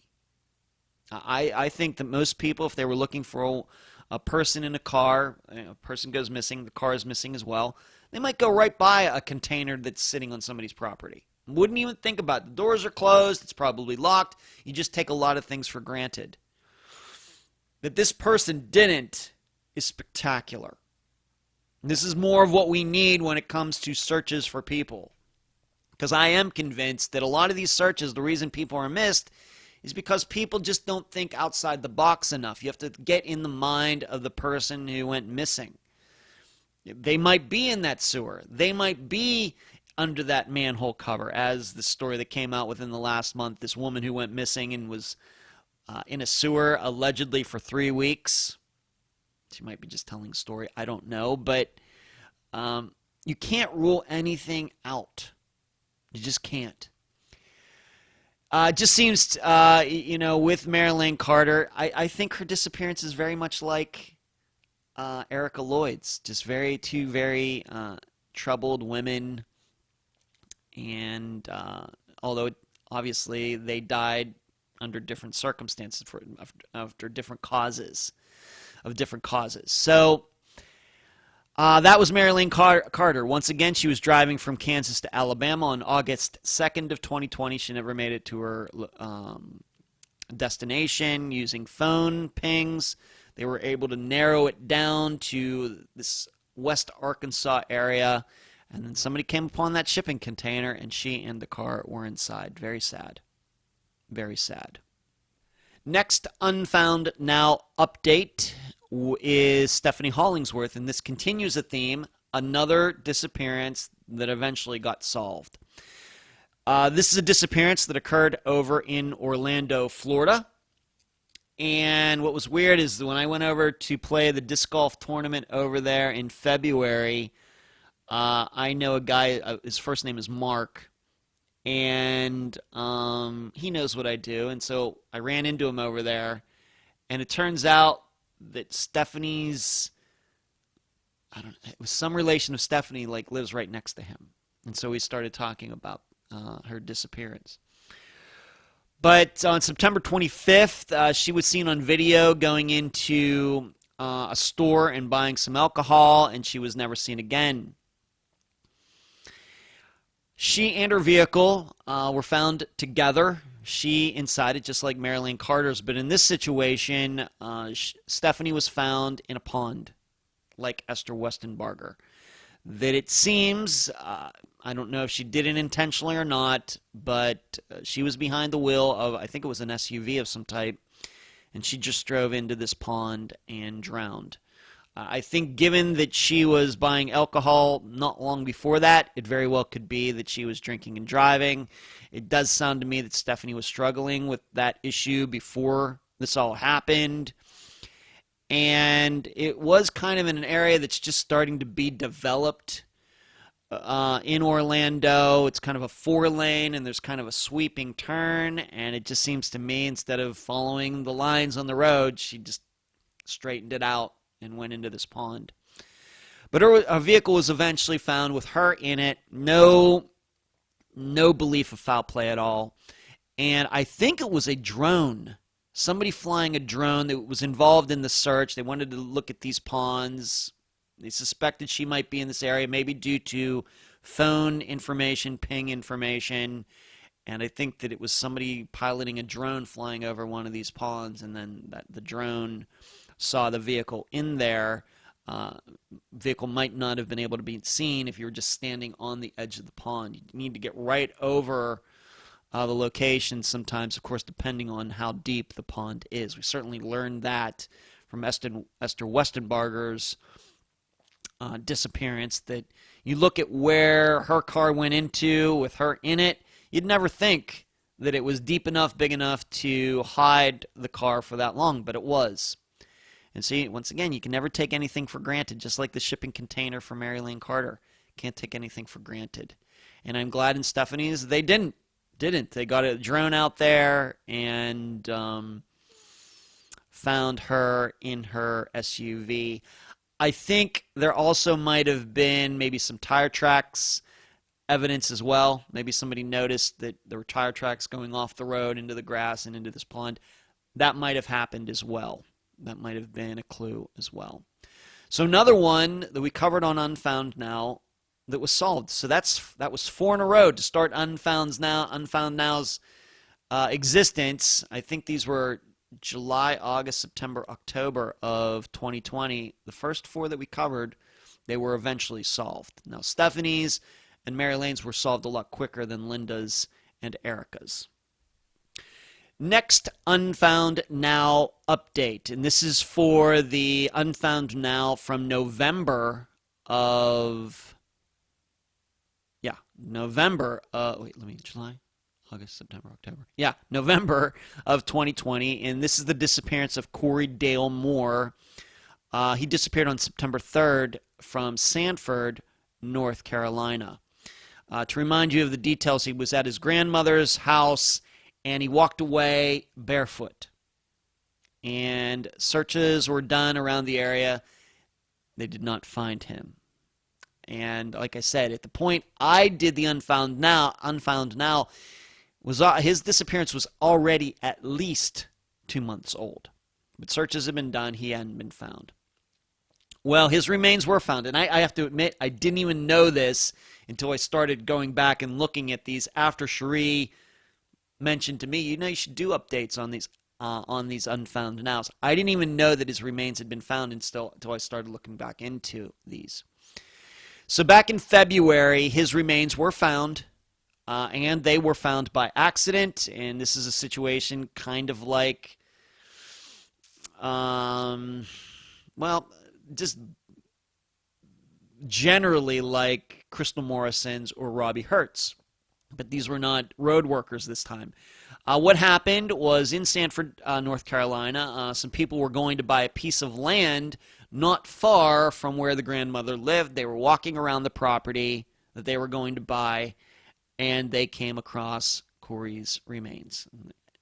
And I'm not sure if they had to do DNA or anything. Probably not, given that this was just February. We know how long DNA analysis takes. So maybe they could have just identified Corey just by looking at the remains and the clothes and etc. And of course, especially if the remains did not have any shoes on the feet. So it took some time, like I said, from September until February, but this is a disappearance that was found by luck, and his remains were found about a half mile from his house. You know,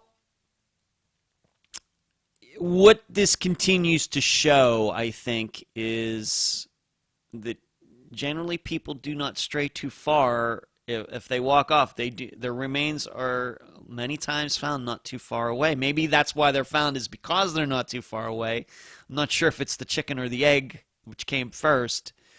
But, of course, with Crystal Morrison, Robbie Hurt, Corey Moore, even to a certain extent Austin Pevo. And then you throw in Tom Brown, who was found 12 miles away, and I think that's always going to be a situation that people are going to think that he was murdered because his remains were found so far away from his car. Whereas with these other disappearances, at least that Unfound is covered, the remains were found not too far away. Maybe Chris Turner, maybe that's an exception as well, where he lived and where his remains were found, I figured out was 8 miles away.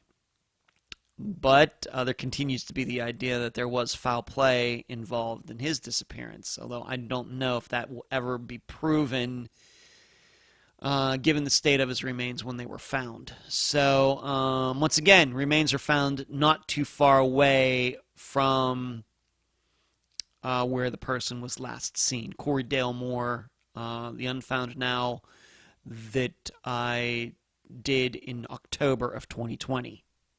All right, now we'll move on to the Unfound Now that I recorded in December of 2020. And in fact, I remember where I was when I recorded this one. I was actually on the road for a disc golf tournament. I think it was over in DeBerry, Florida. But this starts the rest of these Unfound Nows you should know are still unsolved. Alan White, October 22nd, 2020 in Dallas, Texas. This is a disappearance that I think John Lorden just covered on his YouTube channel within the last few weeks here in April of 2021. But he had the habit or routine of going to the gym before going to work. He was gay. He lived, were they married? I don't remember that, but he lived with his companion.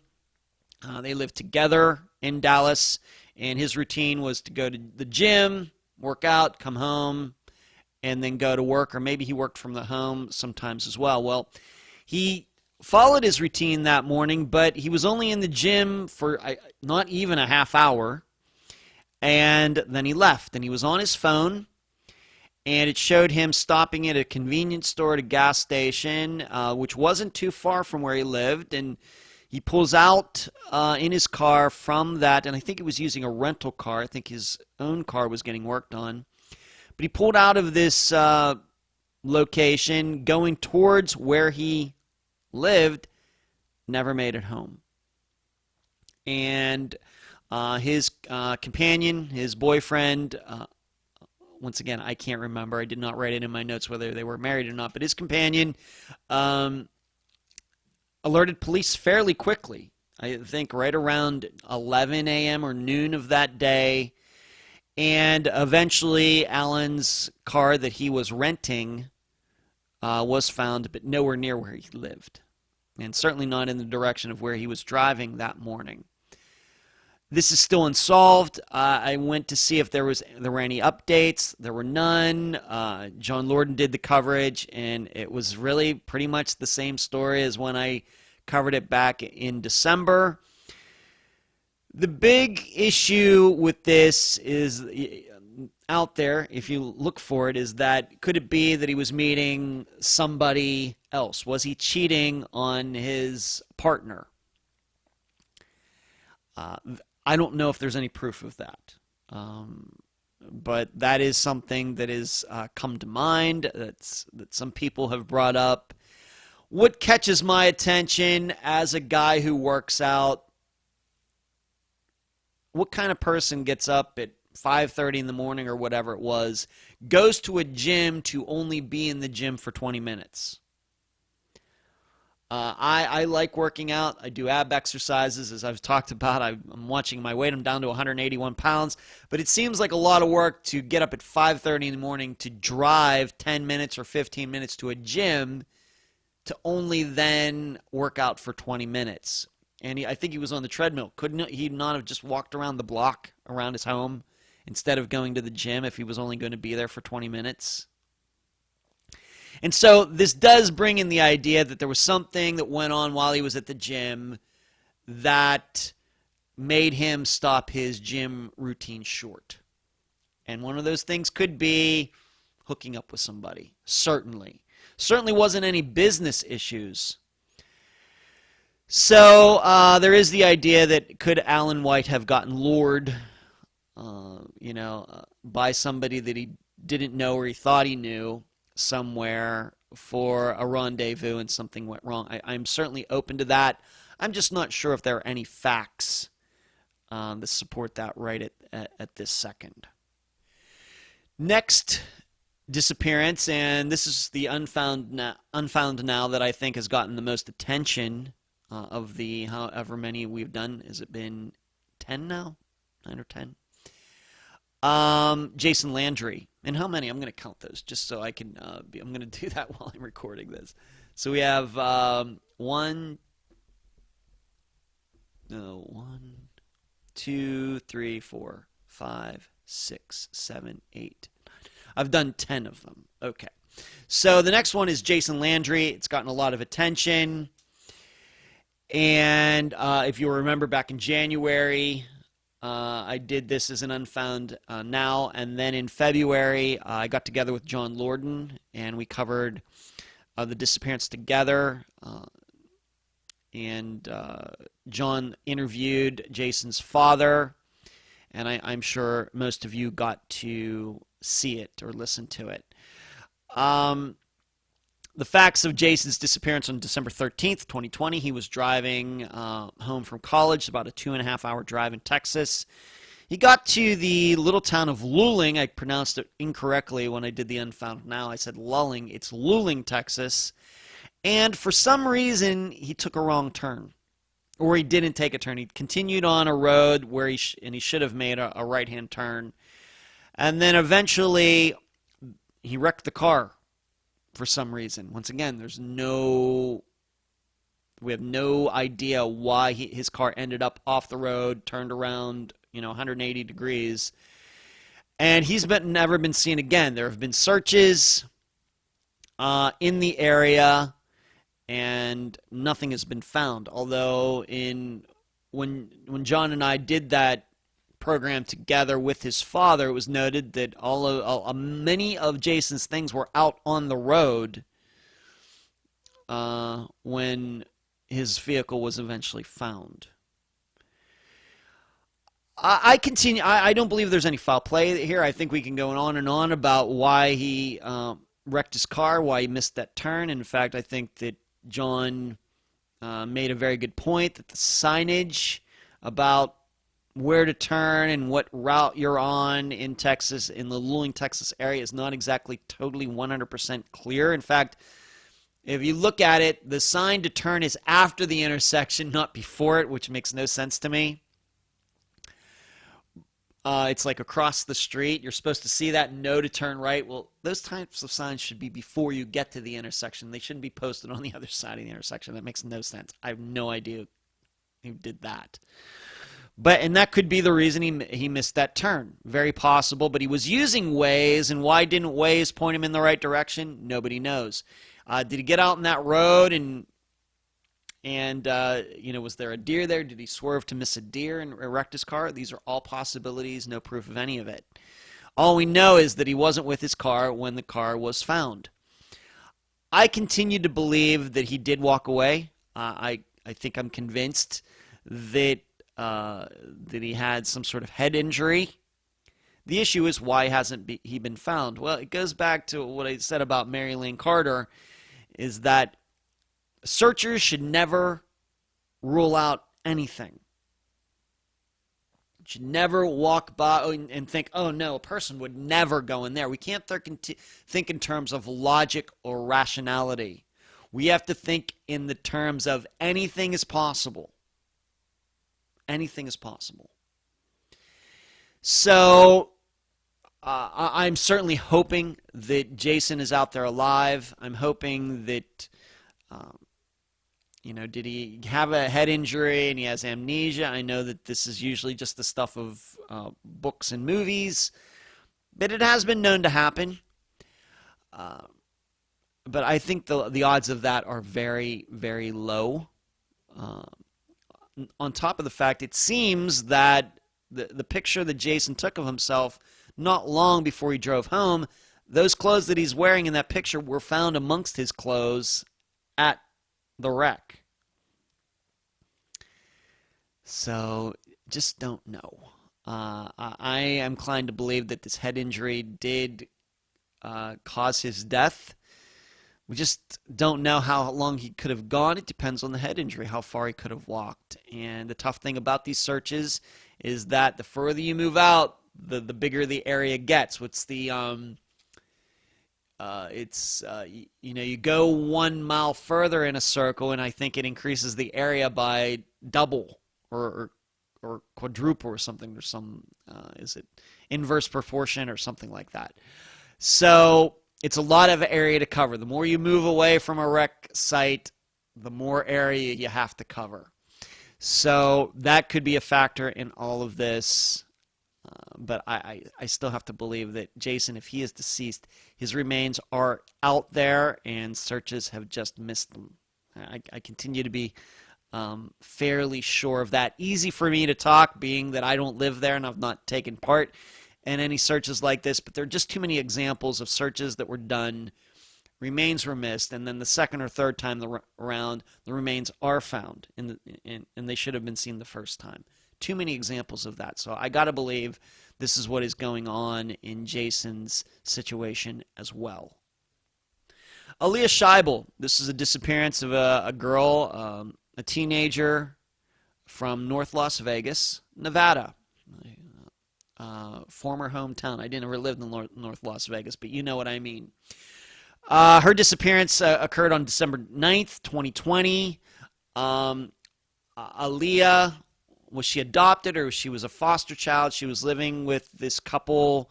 I think they had adopted her, but she still had contact with her biological mother, Aliyah's biological mother, and on the morning of December 9th, there is video of her walking/running away from her house.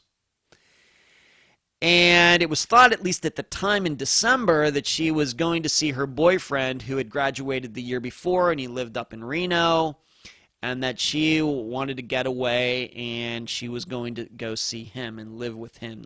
She wasn't happy about living at home. It did sound like she was having some discipline problems, some school problems, and so she just decided to run off and live with her boyfriend. Well, those things happen, but I have to tell you, something all of you should know. Once you get into a couple weeks of this type of disappearance where you think that a teenager ran off to live with her boyfriend somewhere else, and they're staking out the boyfriend's house, and maybe he's going to work, and after a couple weeks of not seeing her around his residence, I think that choice needs to be deleted. Because it's just too complicated. It's just too complicated to believe that a teenager, and however old he is, 19, 20 years old, could do all of this and keep and hide her away from authorities, from her parents, from anybody else. I mean, if they're going to have a relationship, don't they want to go to of course, with COVID, you haven't been able to do this, but as an example, don't you want to go to the movies once in a while? Don't you want to go on a trip once in a while? Don't you want to go to a restaurant once in a while? So, all of you need to remember that I'm certainly open to the idea when teenagers run away that they ran to somebody else's house, a friend's house, a boyfriend or girlfriend's house, open to all of that. But you got to ditch that idea after a couple weeks, and there's no proof that happened. You absolutely have to get rid of it. Now, the issue is that she was not seen in Reno. She was not seen with her boyfriend. And that raises the stakes. It certainly makes it, you start thinking maybe that Alia's put herself in a dangerous situation. Added into all of this as well is that not long before she ran off, she had asked a friend about bringing her to the airport. I guess McCarran, the major airport in Las Vegas. His friend did not do that. Did Alia find somebody else to do that? Of course, we know these days you got to have ID to fly. I don't care how old you are. If you can go to school and you're in high school, you're going to have some sort of ID, and they're not going to let you on a plane without it. And I would hope that plane records have been checked one way or the other. If she did try to fly from Las Vegas, you'd think that would have been done. Maybe not. But I do not believe that she went to her boyfriend. She went somewhere else. Turns out that she was in touch with her biological mother, who lived, I think, in another state. Could she have gone there? She could have gone a lot of places. So that's Alia Scheibels, and she is still missing. Okay, next Unfound Now update. The disappearance of Kirsten Brueggemann from Indianapolis, Indiana in the very early hours of January 2nd of 2021. Of course, I just talked about her disappearance in March, so just about a month ago, maybe a little more than that. And she was out with friends into the early morning hours of January 2nd, early minutes maybe even of January 2nd, and she just took off on her own. There was a story that she said she was going to go to the bowling alley that was next door. That bowling alley was closed, but it seems that Kirsten kept walking, and there was video of her walking through a parking lot of a YWCA that was southeast of this bar that she was at. So she walked right past this bowling alley, ends up in the parking lot of this YMCA, and she is headed in a southeast or east direction and was never seen again. Still unsolved. I did a search on Google to see if there was any new information since I did the Unfound Now, and it doesn't seem like there's any. Maybe the police have updates, but the public doesn't. So, as I stated in the Unfound Now, these types of disappearances, she's walking by herself. There's no allegations that, no proof that she was with some guy who might have kidnapped her or killed her. No proof that she was going to meet somebody. Was she walking to somebody's house who lived near there? I haven't heard anything about that. And the other thing is that this isn't necessarily in a wooded area or anything. The direction she was walking into a neighborhood.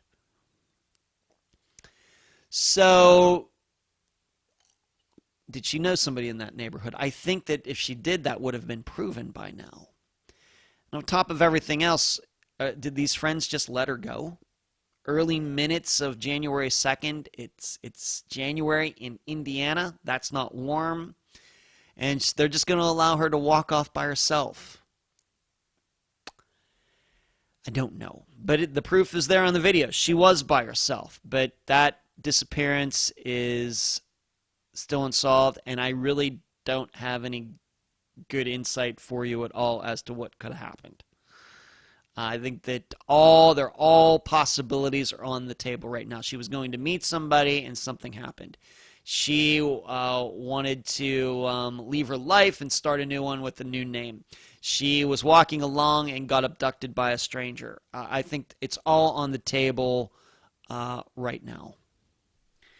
And finally, Mark Piniella is an Unfound Now. I just did a couple days ago, but I will go through it anyway. He is from Waialua, Hawaii, and allegedly he was later seen on February 7th in Kahana Bay with scuba diving gear, and he has been never seen again. His car was found 2 weeks later in a parking lot on February 21st, 2021 in the area of Kahana Bay. And that happened, like I said, in early February. And as of the recording of this episode, I'm recording this on April 29th. There's no new information. If you'd like more detailed coverage of Mark's disappearance, please find the recent Unfound Now that I published. I think it was on April 27th of 2021. So of those 10 Unfound Nows, the first 5 have all been found, and the last 5 have not been found. That's so 50% regarding Unfound Now coverage. And now, if you could please pause whatever you are doing as a sign of respect for all the missing people featured on Unfound and Unfound Now, as I read off all their names. Suzanne Lyle, Jason Jolkowski, Jesse Foster, Rosemarie Gayhart, Ben Padilla, Kelly Rothwell, Joshua Guimond, Donnie Smatlack, Aundria Bowman, Robin Abrams, Regina Marie Boss, Christopher Hyde, Jeff Nichols, Rebecca Gary, James Walker, Teresa Butler, Charlotte Pollis, Lola Catherine Fry, Eric Franks, Jeff Joseph, Donna Mikolenko, Dave Madot, Kent Monroe, and Omar Shearer, Claudia Wells, Peggy and Patty McDaniel, Shannon Turner, Brandy Wells, Cleshindra Hall, Ronnie Russell, Esther Westenbarger, Shane Fell, Ashley Eiffert,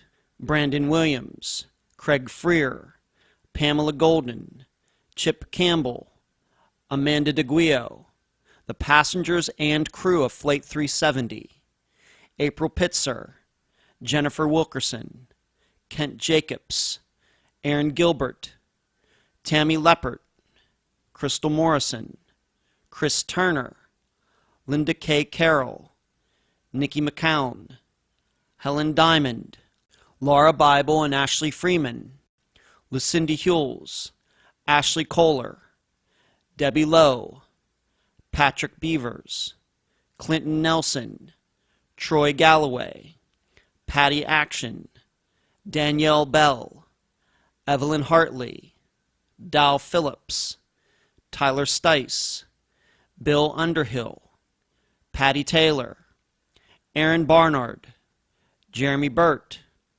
Brian Sullivan, Nikki Wells, Marina Bolter, Mandy Stokes, Greg Brooks, Rebecca Henderson, Dominique Holly Grisham, Tiffany Daniels, Nicholas Masucci, Donald Irwin, Billy DiSilvestro, Renee Yeargain, Mikkel Biggs, Al Copper, J.R. Mullahan, Jamie Bowen, Travis Robertson, Rosemary Rapp, Kristen Modafferi, Zoe Campos, Sean Ginyard, Thomas Brown, Amanda Fravel, Julie Early, Ellen Sloan, Renee Lamanna, Nico Lisi, Leah Peebles, Melissa Hasley, Kimberly Raymer, Stephen Kocher,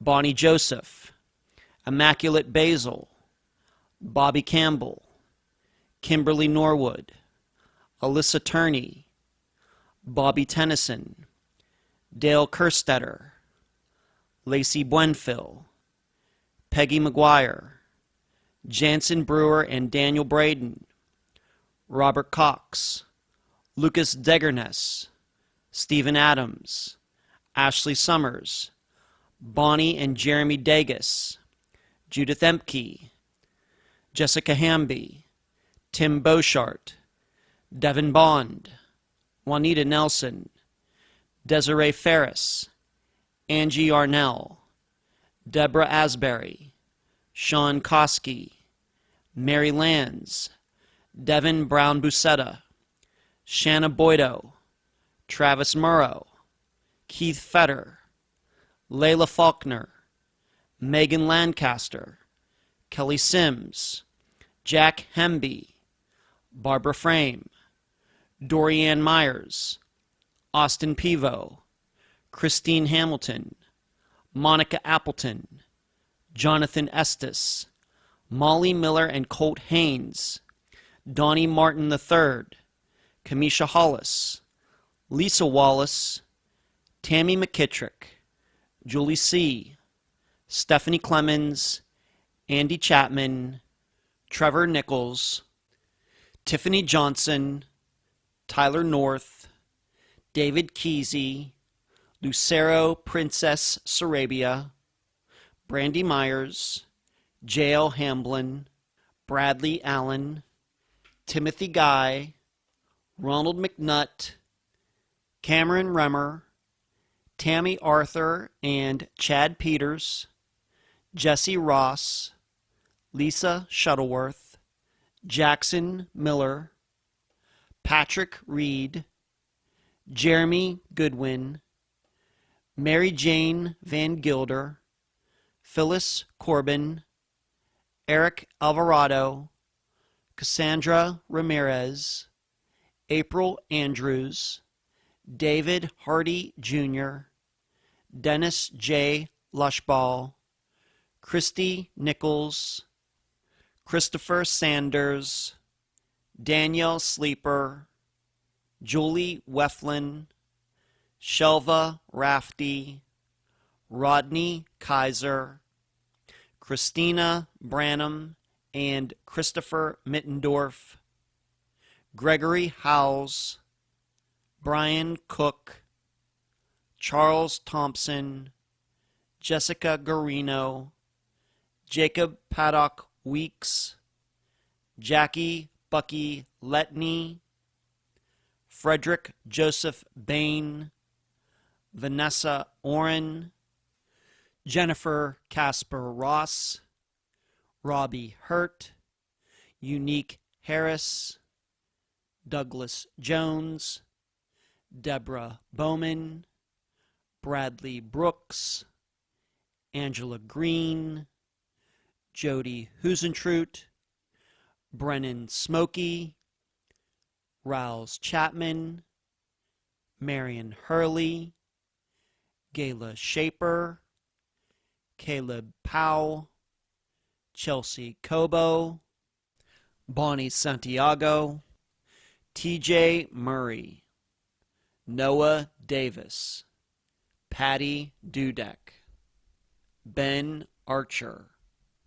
Jake Lachelet, Sky Burnley, Kayleen Oling, Stephanie Hartwell, Nylene Marshall, Kaya Taylor, Pearl Pinson, Brenda Condon, Alwyn Albright, Sky Tosick, Linda Stoltfus, Erica Lloyd, Mary Lane Carter, Stephanie Hollingsworth, Corey Moore, Alan White, Jason Landry, Aaliyah Scheibel, Kirsten Brueggemann, Mark Panella. Please do not forget these people, and please, if you have the time and passion, help one of these families find the answers they deserve. And that's the program. If you found it informative, please go to the app that you use to listen to Unfound and give this podcast a nice review. I thank you for listening.